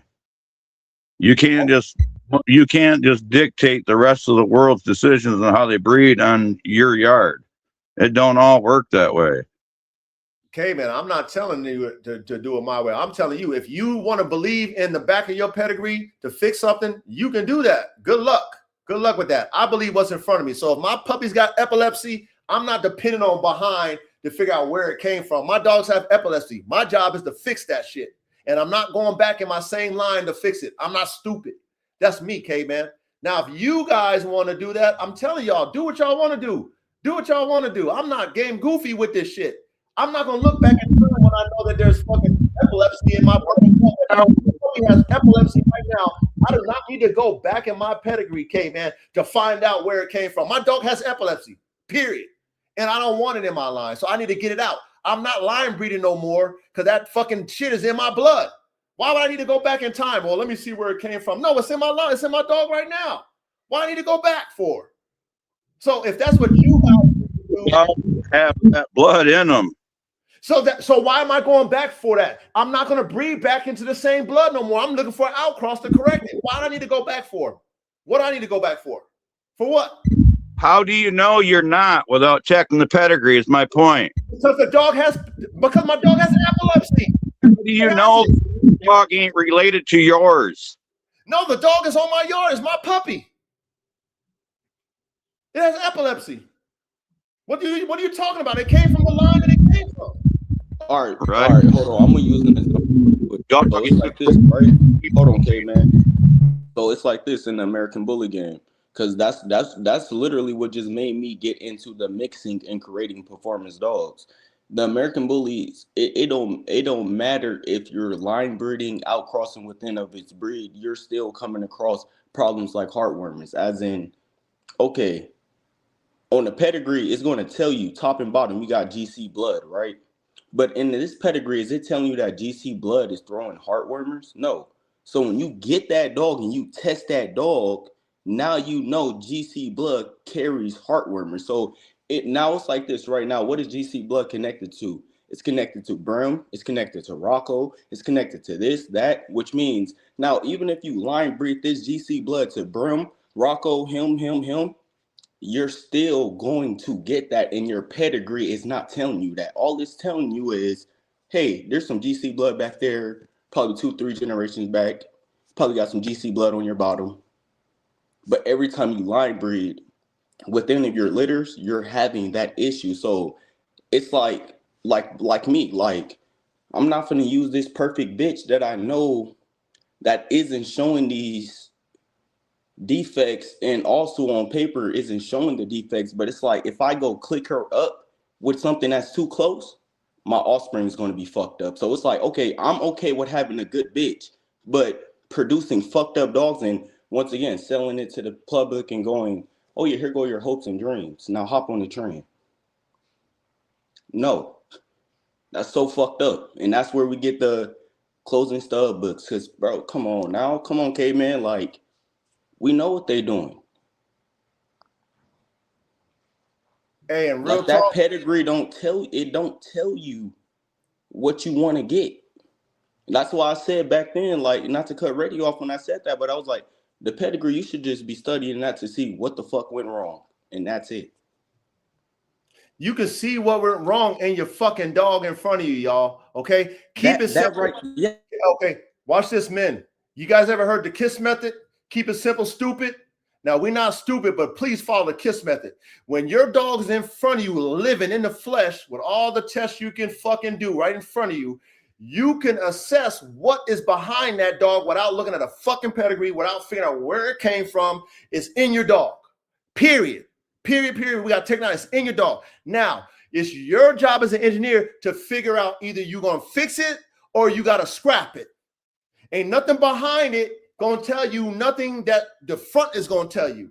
Okay? The front is telling you that blood is tainted for whatever diseases, because that's what's coming out in front of your dogs right now. Maybe you tested the whole litter, whatever. That's coming out in front of you right there. It's in your face. Boom. Now, if you continue to line breed it, good luck. Okay, do what you want to do. You think you're gonna, okay, well, the great-great-grandfather, that's where it came from. Okay, so now that you know where it came from, what you gonna do? Does that even matter? No, you still gotta fix the damn dog in front of you or scrap it. Okay, that's all I'm saying to you all is the pedigree for me doesn't tell me what I need to do for the future. The dog in front of me tells me what I need to do for the future. If that's in the blood and I test it and there's diseases, there's lack of performance, there's this and the third, the dog is telling me that. The pedigree ain't telling me shit. Me. If y'all want to rely on the pedigree, so I'm telling you, it's okay, man. I'm not saying you wrong.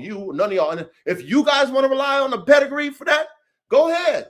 I use the KISS method. I use what's in front of me, and I try to fix what's in front of me. And if I can't fix it, I scrap it. It's getting cold. Can't fix it? Cold.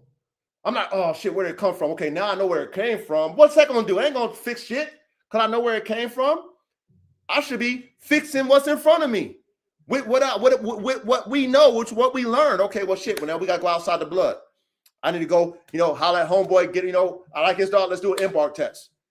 Okay, make sure that, okay, cool. Now I'm going to breed some shit. Now I'm going to test those offspring, see if we got it out. Okay, we didn't get out. I'm going to try it one more time with another one, do another outcross, test that shit. Now, we breaking the shit up, but at least we fucking watering down and fucking deleting that gene we don't want. Then once we finally get it out of the fucking maybe third generation, then we go ahead and line breed those and tighten them up.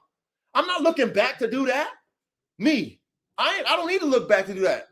What? I'm smart enough to know how to fix it. And if it doesn't fix, then I scrap it because it's not guaranteed. Nothing is guaranteed. But me going back, Michael J. Fox back in time to look back, this is me, y'all. And I say, I'm not saying you wrong, K-Man. That's why I let Coach talk how Coach talk. I'll let you talk how you talk. Y'all can do what y'all want to do, okay? But if I'm never depending on no back pedigree for my shit, I worry about what's in front of me right now. That's how I breed. If y'all can breed in the past all you want, I breed what's in front of me now. With all the testing, I'm going to see how I can fix what's in front of me, okay? Because every dog that's in front of the past is not the past. That dog is the future. No, excuse me, it's the present, okay? And that dog that's present is not the future. So that means I can fix what's in front of me. Maybe, God willing, maybe not, okay? So you guys, brothers, engineers, y'all want to breed off pedigree? Do that. Y'all can do it. Okay? Test it. But the coach, I don't do that. I don't do that, man. I've already played that game already. I'm not, like I said, I'm not game goofy. I got 3 binders full of pedigrees. I was doing that shit before. I'm 20 plus years doing this bullshit. Okay? Got way more failures than I got victories. Okay? I'm not game goofy. Okay. Oh, look at that. Oh, this, that. I should get this trait because this breeder told me this. Okay. This, that, and the third. Fuck that shit. Sounds good. Sounds good, man. Okay, try it and see what happens. Try it. Okay, like I said, go study the thoroughbreds. We already did that. They already said that shit's fucking a lottery. They've been doing that shit. Go back in time and all these damn horses, we're gonna match them fucking perfectly. Failure. Some good, some great. We can't get the greatest. We got a few greats. All them breeders they've ever done, they only got a few greats. But they match him based off of pedigree. Why you think they call it a fucking lottery, men? They said that shit first. Genetic lottery. They got the best genetics in the fucking world, but they still call it a fucking lottery? So please. If they were breeding with no regard to the ancestry of any of those animals, imagine the fucking mess they'd have. Hey man, they was breeding like that when they created it. When they took all those different horses and they fucking took a fucking, what they say, 30 plus brood mares. Hold on. When they took 30 plus brood mares, they took 3 different sires and they just kept breeding them and breeding them and breeding. That's what they was doing to create the shit. What you talking about? What you talking about?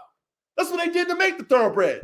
Right, I'm saying, no, they didn't. They made a F1 hybrid. I'm saying if they just kept mixing fucking Mustangs and whatever, not caring about how fast or any of the physical traits or anything of the horses they breed, it'd be a mess. That's not what I'm talking about, K-Man. But that is when you're saying to disregard pedigree. That's what I'm telling you. Read what's in front of you. That's why they take that bitch that wasn't a winner, that sire that wasn't a winner, they breed it, and they fucking find out, oh shit, we got a winner. Okay? That's what they do. Okay, yeah, they have a closed stud book because they're making billions of dollars, okay, man? So of course they manage their stud book because it's a big business, but they still randomly take horses that they believe that can produce and they breed them. And then the genetic lottery tells them if they produce winners or not. Okay, the pedigree don't tell them that. The breeding and the offspring tells them that.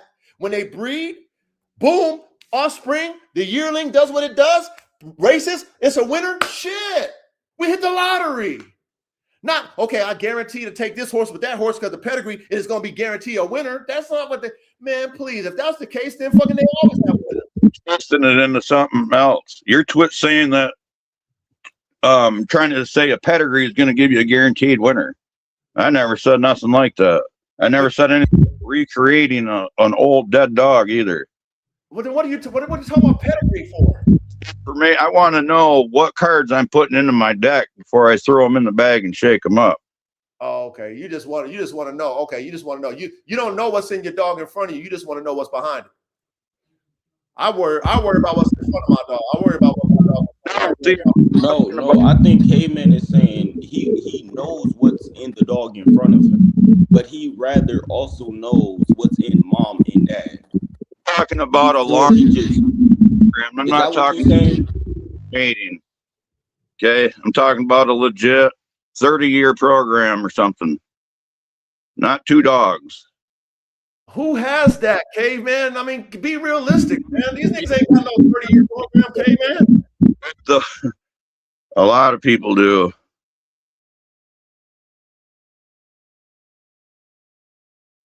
Yeah, you guys need to come over to the hound world. It's a whole different world than the bully world and the bull herder world. Yeah, you're probably right. Those are new fads anyway. You're right, Caveman. You're right. You're right. Hey, you know what? I could agree with you because shit. I got an American bully. My generation, Mike Vick era, you feel me? The end of that era, you feel me? Everybody wanted a bully type shit, you feel me? So I kind of watched how the Staffies and Pitts and, went to the Rager as Gottis and to this fucked up shit called the American bully. And I'm not holding back on that. So like when I'm thinking like that, like when you saying pedigree and you talking about parents, Caveman, you kind of lose me for my generation. You feel me? Like, and what I know, because it's like what I see, what I know, these pedigrees damn near be made up. The majority of them are. I'm not talking about the game though, or made up shit. I'm talking about legit, right? And now when we talk about breeding high performance dogs or breeding a hound and breeding an American bully, we're talking exactly the opposite of each other. Because when you're breeding American Bully, you're doubling up on every recessive trait in the book, and I'm trying to get rid of every recessive trait in the book. No, I just realized that, Caveman, and that's why I said, like, for like, you feel me? You got to realize the gap. You feel me, Caveman? Like, and plus, you're like you said, you're into the hounds, so you feel me? Like, where I grew up and shit, like we into the pit bulls, you feel me, bulldogs and shit. Like, it's a whole different era. So I see what you're But saying now, though. Like, I look, definitely see what you're saying. let me give you an example in your world. If you're looking for the big head gene in your pups, you want to know something about your pedigree. Facts, because at that point, I will be chasing that double copy muscle, and not just Same. one. I'll probably be chasing one or two. I'll be looking at dogs that got 2 copies, 3 copies, not just a dog with a copy. That's what I'm saying. I see what you mean, but once You're again, trying. a lot of these breeders don't tell breeders like this. Like, for instance, I was 16, 17 when I first bought my bully. You think a breeder was gonna tell me, hey bro, you need to go embark and go look to see if your dog got double copy muscle gene, because in the next 2 to 3 years, everybody gonna be chasing extreme muscle genes? No. That was shit I had to find out on my own. So it's like, like I see what you're saying, K-Man, but once again, when it comes to that pedigree shit, I get it. I understand it. But if these breeders that's the top notch not explaining this shit to the youth and to the people like us, what, man, I'm gonna keep it 100K, man. Fuck a pedigree. I don't care if I do know about it. Because at the end of Okay. the day, it's bullshit breeding for extreme muscles. Like, and once again, for my generation, I get a hound, a greyhound, it might be a little different. But even with that, y'all got the double copper muscle gene and the greyhound too, which a lot of people say they do like it. I hear people say they don't like it. It is what it is. But guess what? People is still breeding it because that's the dog. That's what's in front of them. That's how I look at it. A person gonna tell you, hey, don't go breed no greyhound with double copy muscle gene while the next motherfucker is. But he's gonna go breed it to a whippet instead.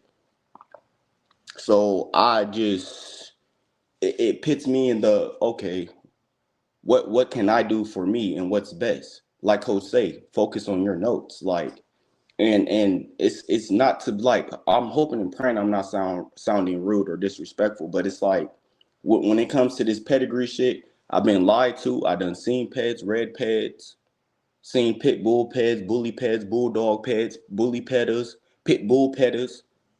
And every time I see this shit and I go, oh well, can I see the production? You think I'm seeing what I'm seeing on them petters and pedigrees? No.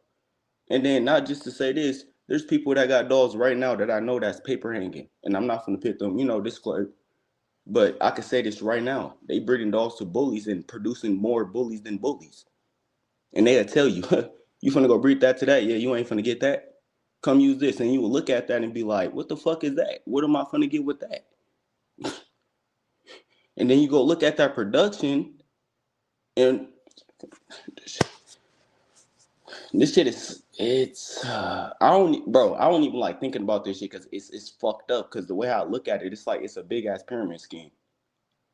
Like, once again, oh yeah, we're finna go mix this shorty bulldog into this, and then we're finna go take the English bulldog to the bully, and then we're finna mix it back into the standard American bully, and then we're finna go sell this to the public and tell people, oh, we got a extreme pocket bully.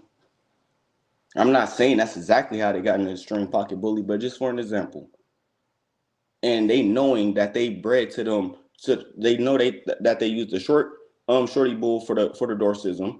They know that they use the EB for the big head for the double copy, and then they know that they use the bully for the substance and the structure. But they not finna go tell people that.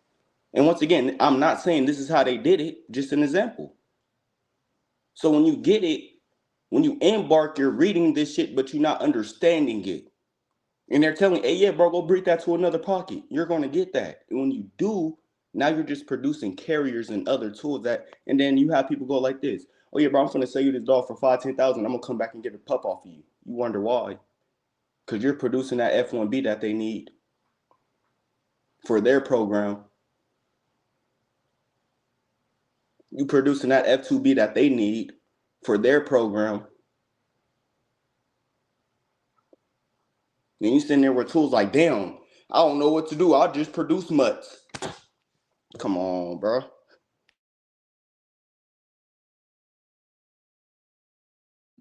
Okay, man, you want to respond?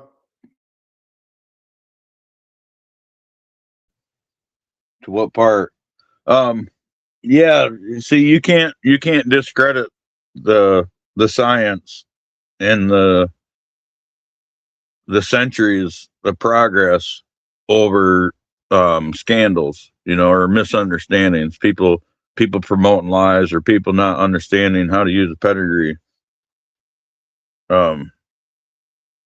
I mean, and that absolutely sums up a lot of why people don't get the results, you know, that they think they should from a pedigree, is because the pedigree is fake to the genetics that they have. But yeah, that happens a lot more in the fad world than it does, you know, in like the world I come from. It's a little bit simpler with the hounds.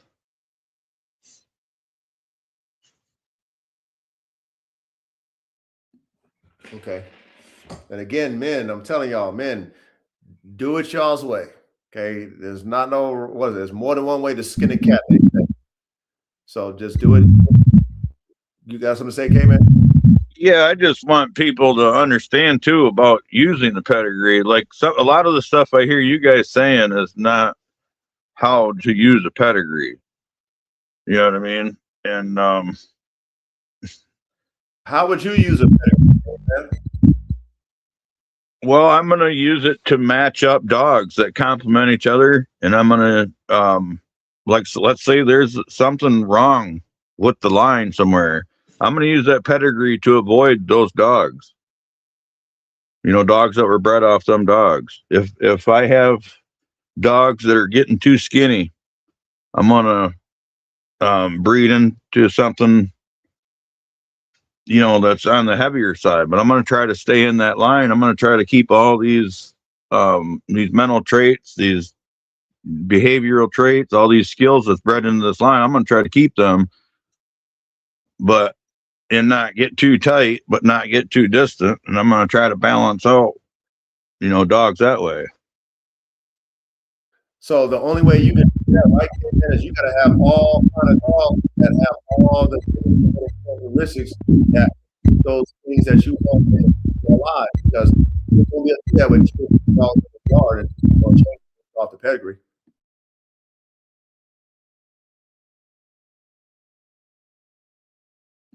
Right? So you must only you got to have those dogs that are producing. Let's say your dogs are too skinny, right? So that means you're not going to breed the same way. So that means you must have some dogs that's part of your line that aren't skinny that you're going to be able to breed to. But if you don't have that, what's the pedigree going to matter? If you don't have that dog to make your dog not skinny on your yard or wherever right now that you can attest to and get and actually correct that, then what does it matter? Tell me that one. What does it matter if you ain't got the dogs to breed? Who has those dogs to fix shit in their line? People don't keep whole litters. That dog is absolutely out there. If you don't have it on your yard, you go to someone else who's breeding off that line, that's breeding their dogs in a different direction. You know, that use let's say one of your pups, or let's say your dog's brother. You go to someone else that has your dog's brother that bred it to their bitch, but their hounds are these little short, you know, pit bull looking plot hounds or something.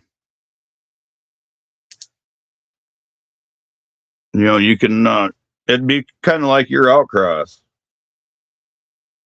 But the pedigree don't tell me, hey man, the pedigree don't tell me that. Me knowing that my dog, one of my dog's offspring is with somebody else, and I know his program and how that's his pedigree now. So whatever his pedigree is, that's what tells me that I'm gonna get it. Not my pedigree ain't telling me that. My pedigree is telling me that I can't get those legs no more. So that means I got to go outside my pedigree to get it because I don't have those dogs on my yard to do that. Yeah, if that's the case, that you don't have anything on your yard, absolutely, you do what I just described. You get a dog that's basically, you get the dog where somebody used your line or the breeder you got your dog from as an outcross to their line. And you get one of your pups and it's already one of their pups. or breed their dog even, or whatever. Okay. Yep. So then, in reality, for me, I wouldn't need a pedigree for that. I wouldn't need to look back on my pedigree for that. I would just go over there to home. You need their pedigree to tell you that they have that dog that you're looking for. Yeah, but my point is, I don't need my pedigree for that. That's what we talk about. See, that's what I've been saying all night. You're misunderstanding how I'm saying to use a pedigree. I'm not saying just build off your pedigree. I'm saying use the pedigree, the lineage of the dog, to tell you what kind of cards you're getting. Or like say you want to keep a part of your deck. You know what I mean? You go get a dog that's partially your deck, or partially the breeder you got your dog from, partially his cards in this deck. So that you're not just doing, total outcross. Or you can get multiple dogs that are all bred off of your line, but there's all different ways to use it. I got a question, Kevin. Like, we're looking at the pedigree, and let's say you see a dog named Shogun, and he spike your interest because you see the size and mass on this boy.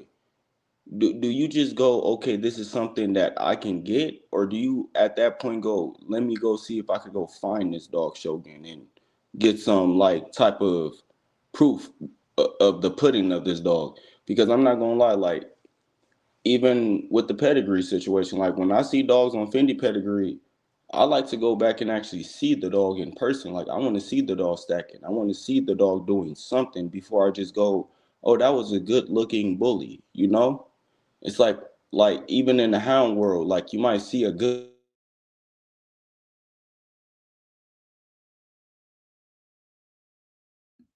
Oh, Verde. You went out, Verde. Yeah, you went out, Verde. Go ahead, K-Man. I guess you can answer him until he gets back in. Oh, I didn't. He cut out, but I can't remember how he started off. I was trying to listen to what he said about hounds. Yeah. So again, guys, okay, there's more than one way to skin a cat. I'm not telling you guys to do it any other type of way. I'm speaking for myself.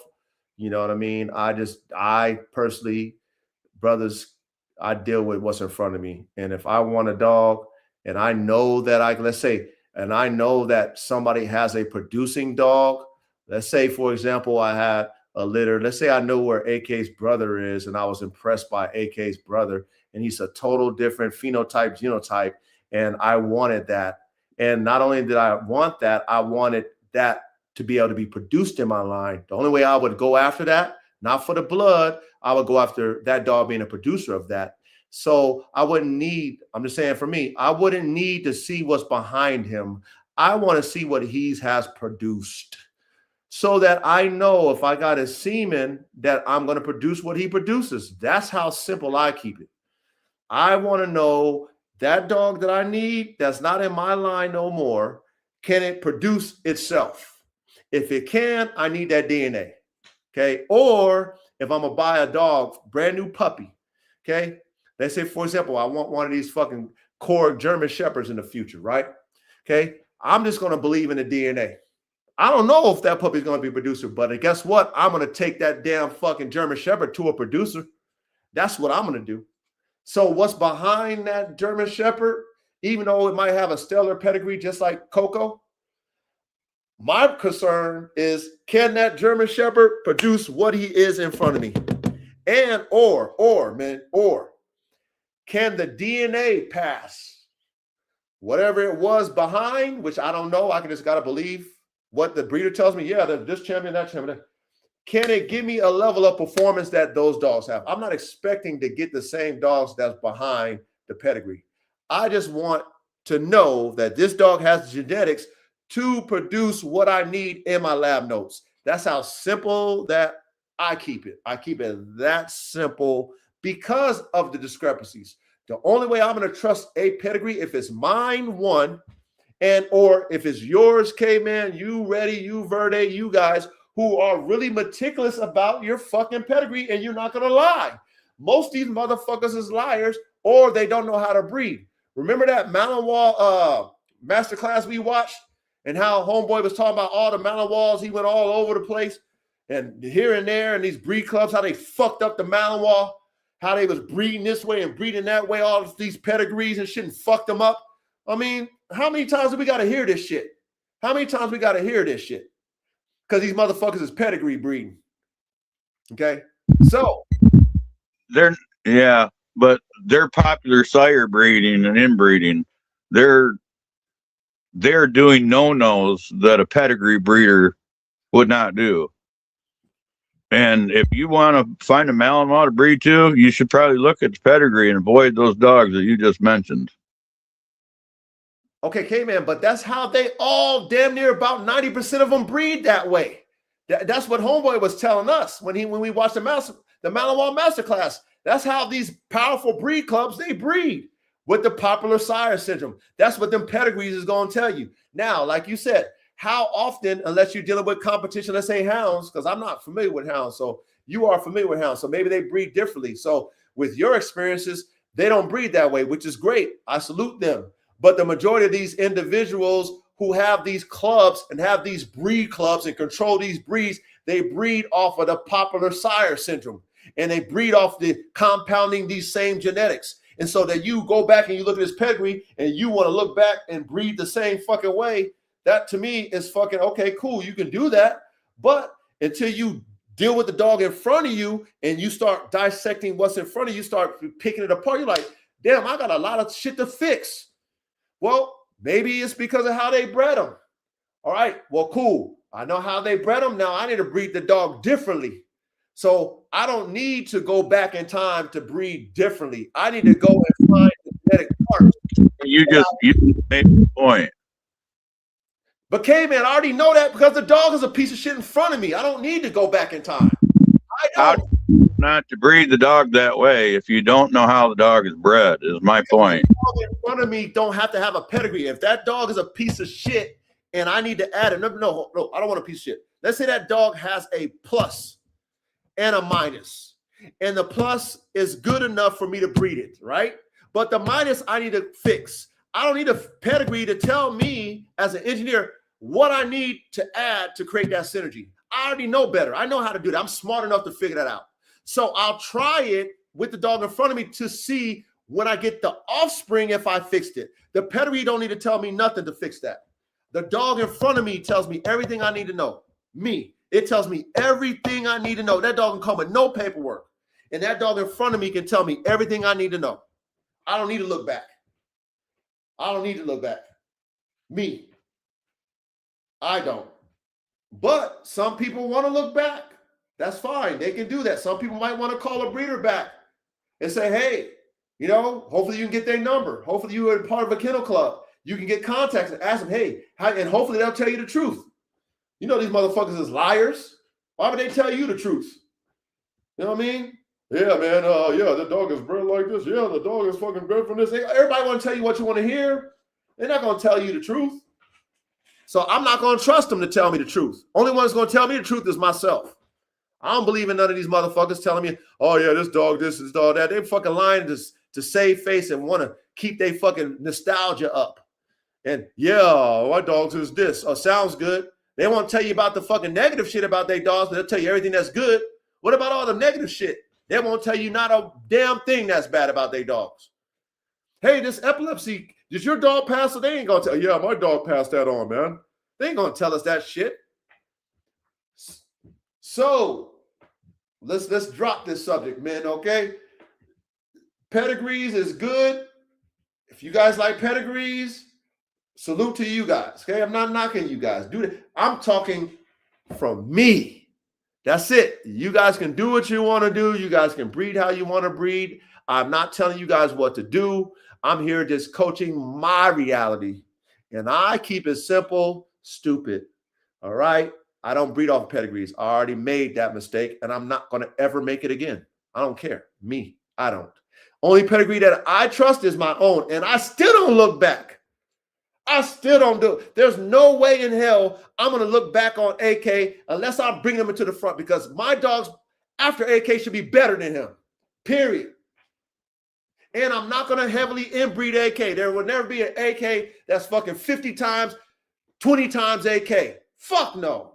There's no fucking way I would do that. Me.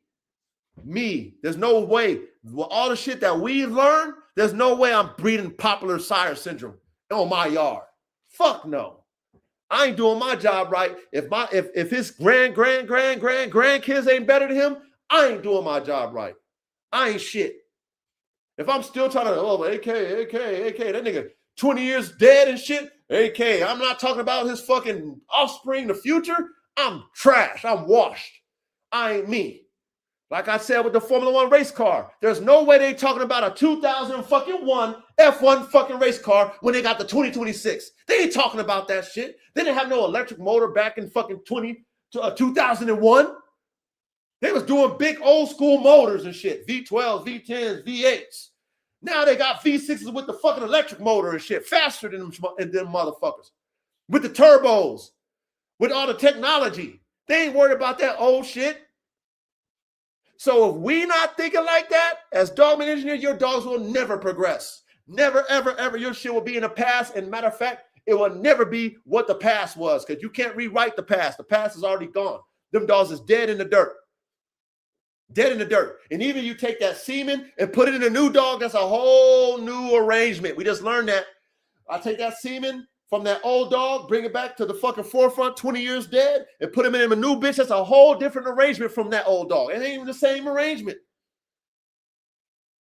So you still not guaranteed to bring anything of the level back of that old dog from the dead. You're still not guaranteed. So what does that pedigree do for me? Nothing.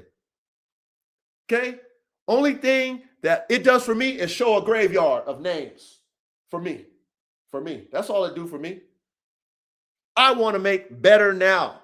That's what I want to do. That's my conviction. Make better now. I depend on my notes and what I want to do. And I depend on going across this beautiful world that we got. And I go, and if I ain't got it on my yard, I'll go and find it and buy it. Like a part. Shit, this my competitor, he got the electric motor and shit. Shit, I ain't got no electric motor. Where can I go get one? I'm going to go and buy it. I'm not going to look back at my pedigree and think I'm going to find that shit somewhere. Somebody bred something similar, and then they got the electric motor. Fuck that. I'm going to go find me an electric motor, and I'm going to put it in my own shit. I don't need to go back and see if you got something way back. This is me, K-Man, in chat. I don't need to go back and see if you got something that was related, something down a distant cousin, and you put an electric motor in there, and I'm going to bring it back. Fuck that shit. I want maximum hybrid vigor, and I'm going to get my own electric motor, and I'm going to build my own shit, because that's what I do. I'm an engineer. Okay? That's what I'm going to do. I'm not going to ever get bottlenecked in my fucking life as a breeder, ever. And I'm not watering down my genetics. That's just me. Okay? Some people breed like me. Some people don't. Okay? But that's why we have this discussion, man, because it gives you guys food for thought. And you guys, I always tell you guys to test everything. And like we say, hey, ready? We say everything plays. Isn't that what we say? Ready? That's a fact. Everything plays. Everything plays. That's why I say I'm not downplaying y'all with the pedigree. I'm not downplaying this. I'm not down. You guys do what you want to do with engineers. Experiment. Try. If you think you can build a dog off of fucking pedigrees from fucking 20 years ago, do it. Do it. I'm not going to say don't do it. Do it. Do it. You can't do it. That is nothing like anything I said. I'm not saying that's what you said, K-Man, but I'm just saying for those people who want to do that, K-Man, because some people they really think they can do the Return of the Living Dead without having the semen. And like I said, and like we learned, that's still not guaranteed. That's still not guaranteed. Just because you got the semen, you bring it to the forefront that you're going to create that fucking same dog. It's always a reshuffling. We learned that with the meiosis. We learned that. We learned it. It's always a reshuffling of the deck every time you breed it. So nothing is guaranteed in this dog shit. And I'm never going to depend on no shit from the past to make me feel like my lab notes is going to produce what it was in the past. Never, ever in my life will I ever do that as a dog man. Never again. I did that before, but never again. All right. So anyway, I digress off of this. This is a great subject. Okay, man, you know how we do. This is how we make the conversation interesting, man. I was wondering if you get more fucking ratings this way or something. Maybe, man. We will fucking blow up, K-Man, off of this little debate we had. I don't know. Who knows? Yo, they've been cooking in the chat. I know that. Oh, yeah. Salute the council, man. And I'm gonna start calling you out every time you mention lineage or anything like that, or stacking triggers. Okay, man, it's all good, man. You know what I mean? You got a voice, man. I'll never muffle any of you guys.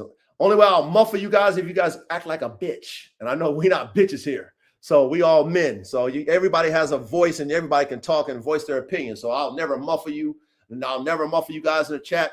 And like I say, everything plays. I'm never going to downplay what you guys believe and what y'all do, because you know what? Everything plays. You know, shit. You might have a formula.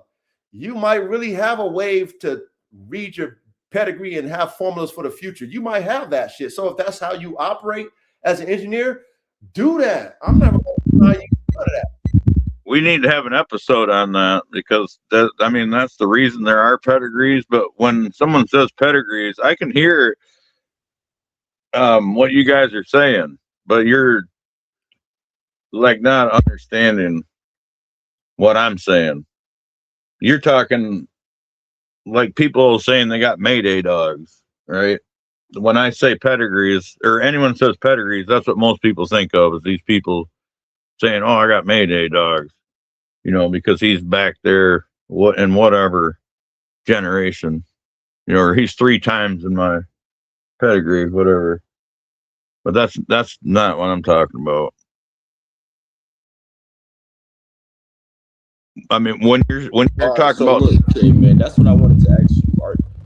Before I got that phone call, are you more so talking about like stabilizing and like it's more like, it sounds like you're saying like you're stabilizing, like you're more so leaning towards the polygenic, like not necessarily purebraiding, but it's like if I go take my foxhound to this greyhound, I want to make sure that this greyhound have such and such amount of champions that is proven. So when I go to and shuffle, I'm stacking that proven blood on top of my foxhound. Is that what you was leaning towards?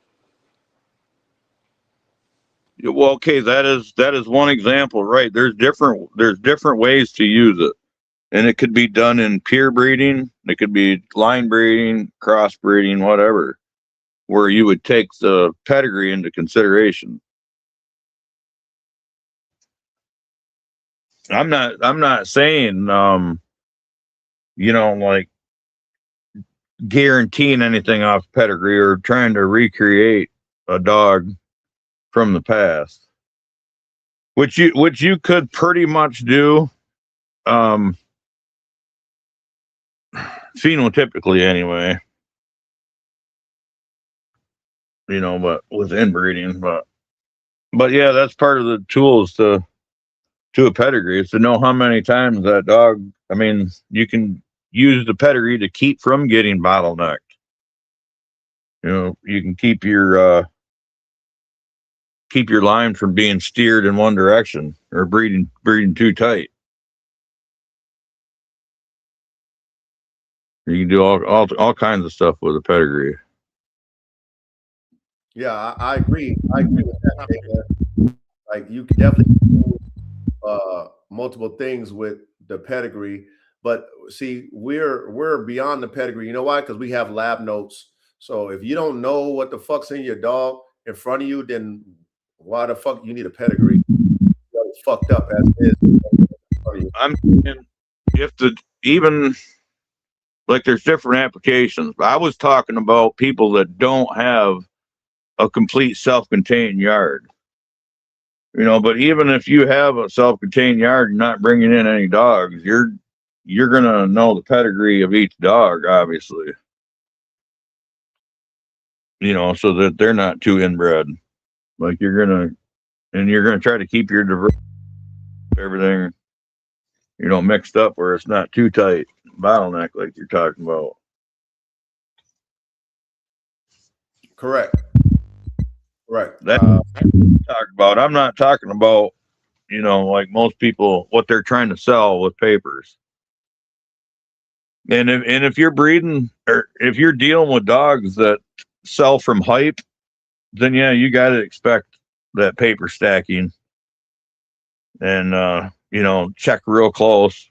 And that's part of it too. If you're going to rely on pedigree, I'm talking about a world where I go to a guy's yard and he's got 30 hounds and this guy's at a competition, dozens of time in a year. And I'm seeing this guy at swim competitions and night hunts and bench shows and, seeing him at the stockyards or whatever. And everybody knows him. We all know each other. And his dogs are from him, and this guy's dog is a mix of these two guys' dogs. That's a little different when you can have a little security in knowing that your pedigree is legit.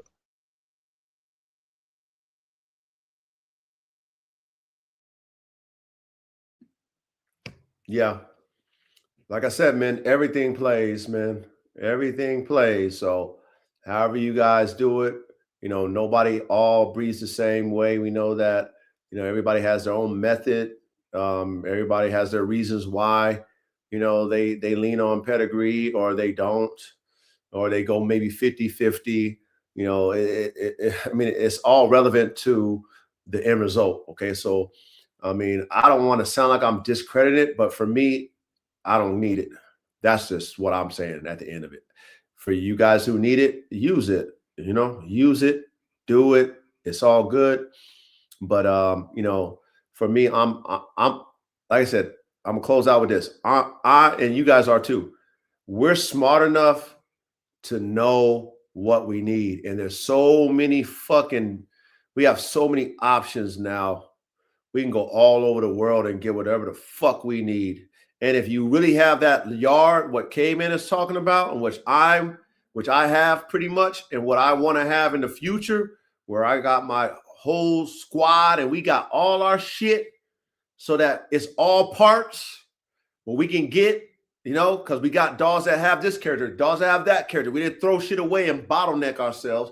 Then guess what? Then we can go and get the pieces because we got them on the yard, just like a fucking Formula One race car squad. They got all the parts the team needs. They got everything.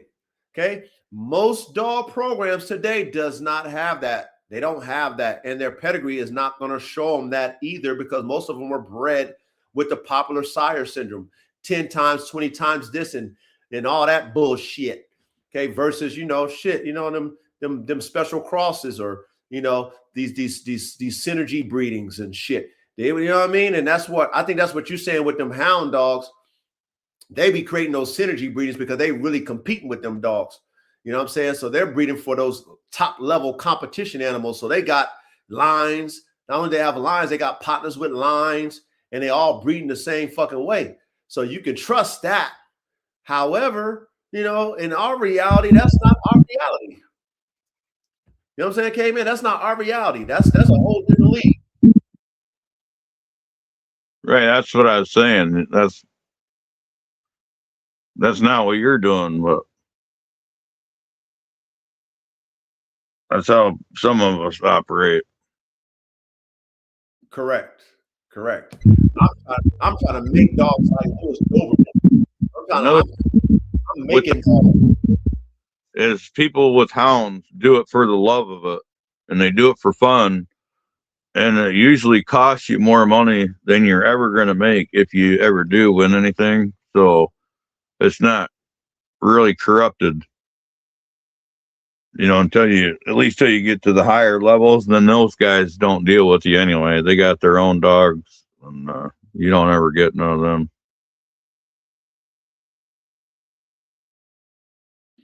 Yeah, you'll never really fucking make any money off this if you do it for the love of it. I ain't made no money.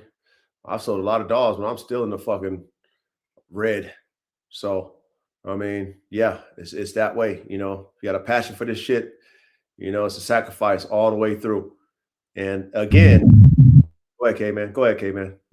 Us, the hounds, the only way you're going to make money is handling dogs for rich people. People that got the money to throw around and pay you to run all over the country and enter their dog into competition hunts so they can build their name, build the points and shit on their titles. Yeah, I mean that's the only way dog markets or any animal market, is sufficient enough to get an official price, a high level price. It has to be, a level of competition that brings big money to it. I was peeping some shit about them pigeons and shit. Them pigeons is, but that's some shit goes back fucking centuries and shit. But them racing pigeons be getting big bread, but because they be betting big money. And it be, so of course they're gonna get big money when And there's what big. they call it is it's interstate, or not interstate. What is it, Coach? Help me out. What is worldwide? Yeah, like that's something that's international. All four corners.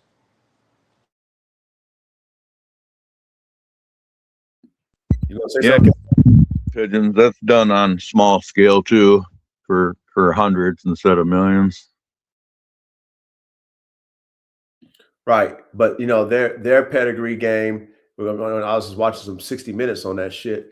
They really big on the pedigree because of the fucking money, like you said, the money that's involved, and so it's kind of like how the thoroughbreds are, right? So if you're gonna spend $100,000 on a goddamn pigeon, you want to make sure you got exactly what you paid for. So that's why the pedigree is so fucking important for that, because people are paying top tier dollars. So if you're gonna buy one, you want to make sure it's like a fucking receipt for the goddamn pigeon, or like the pink slip. You just want to make sure that the pink slip is off of that pigeon and shit. Other than that, all you care about is you getting semen off that pigeon. That's what you care about at the end of the day. But the pedigree lets you know that this is that pigeon. You know what I mean? So that's when it matters, when you play a big boy ball. You know what I mean? But when you breeding this shit, if the pigeon won, they don't give a fuck if they had a pedigree. They want to breed to that fucking pigeon. Now, if I'm paying $100,000 for a goddamn pigeon, then I need to make sure it's fucking from him. I need to see his fucking pink slip. You know what I mean? But the whole movement is the pigeon. You know what I mean? Then the paperwork. So, but I digress. We can keep on going there. Maybe this should be a topic one of these days. I don't know. We'll put that in our fucking classroom curriculum one of these days, man. This pedigree conversation, because we can go on and on about this one. But men, I guess we can do another modern dog marvels, man. I think we got to go to that. What was that dog, Verde? Was the Kalalua, or was it the Russian? No, the Karelian. The Karelian. Oh, the Karelian. Okay, so put that in our little chat so I know which the name of that dog, and we'll do that modern dog marvels on the Karelian. So we'll do another modern dog marvels next week, fellas. You know what I mean, on the Karelian. And yeah, man, this was a great one, man. This was a great one. Hopefully you guys all got it. Again, shit, man. Don't take our passionate talk, as that we're not respecting each other. We respect everybody. I always want to get K-Man to talk, you know what I'm saying? Because if not, K-Man gonna give us, a couple little sentences and that's it. Anytime we get K-Man to elaborate, we always get some good shit. So, trust me, K-Man, I do that shit on purpose, right, K-Man? Been wondering. Yeah, I've been consistently doing this shit. What are you talking about? You like that or some ratings or something? You figured got this shit figured out. Hey, you ain't figured it out yet, K-Man? I always fucking make you elaborate, because if not, you're gonna keep us, a couple sentences here, couple sentences there. So I gotta get you cooking over here, brother. We love you. K-Man, this was your fucking topic, man. Right. Shit.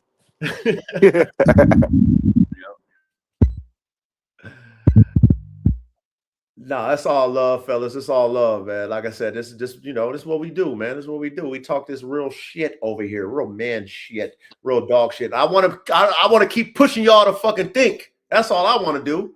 What y'all to think? We should do an episode on race pigeons. Oh, that's not dogs though, man.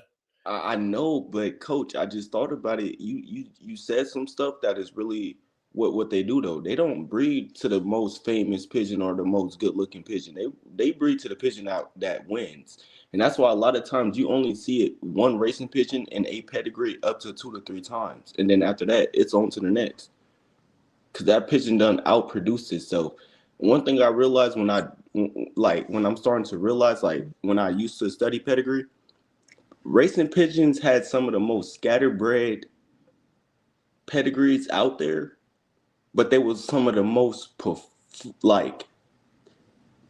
and once again, they're not dogs, but in that competitive world, they are like daily reproducing other winners, where it's like this pigeon that was winning last week no longer can win no longer. You feel me? But it can still produce, so they still might use that pigeon. But that's what I said when I peeped. They don't even use a pigeon more than 2 to 3 times until they on to the next. Well, do this for me, Verde. You know, in our little chat, man. You know, send me some information on that stuff, and I'll do some research and we can compare it. Yes, sir. I got good with that too. Pigeons are pretty interesting. They're a very unique bird. Okay, so put that in our little group chat, Verde, and then we'll see how we can tie it in to the dogs and shit too. Especially like pigeons mate for life. So in order to use that pigeon to spread his genes through a flock, you got to do some extra work to get him to breed to more than one female. Wow. Okay, so that's why I said we're gonna have to dive into that one. So put that in our chat, some information on there, and then we'll see how we can tie it into the dogs. That'll be interesting for sure. But all right, men, the class has been epic again. I appreciate all of you. Y'all were cooking in the chat. You know what I mean? Much love and respect for that. Shit, this is another one in the books, man. Another one in the books. Go back and hit the replay. Watch this again, man. Great information that we got on polygenetics. Okay. Explained through frames, brains, and motors. All right. But man, shit, anything else you got to say to the chat before we bounce, fellas? Shit. Till next week, chat. Salute to the chat, man. See y'all next week. Yep. Thanks for coming. Yes, sir. Read your comments. Plenty of comments, man. But all right, man. I love y'all panel. You know what I mean? K-Man, I love you. Verde, I love you. Reddy, I love you. Chat, I love you, man. Y'all be safe and shit. You know what I mean? Until next time.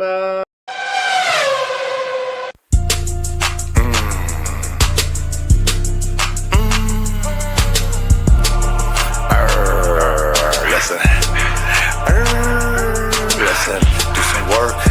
Do some work. Why? Do some work. Why? Do some work. Do some work. Get some blood on your shirt. Do some work. Get some blood on your shirt. Do some work. Get some blood on your shirt.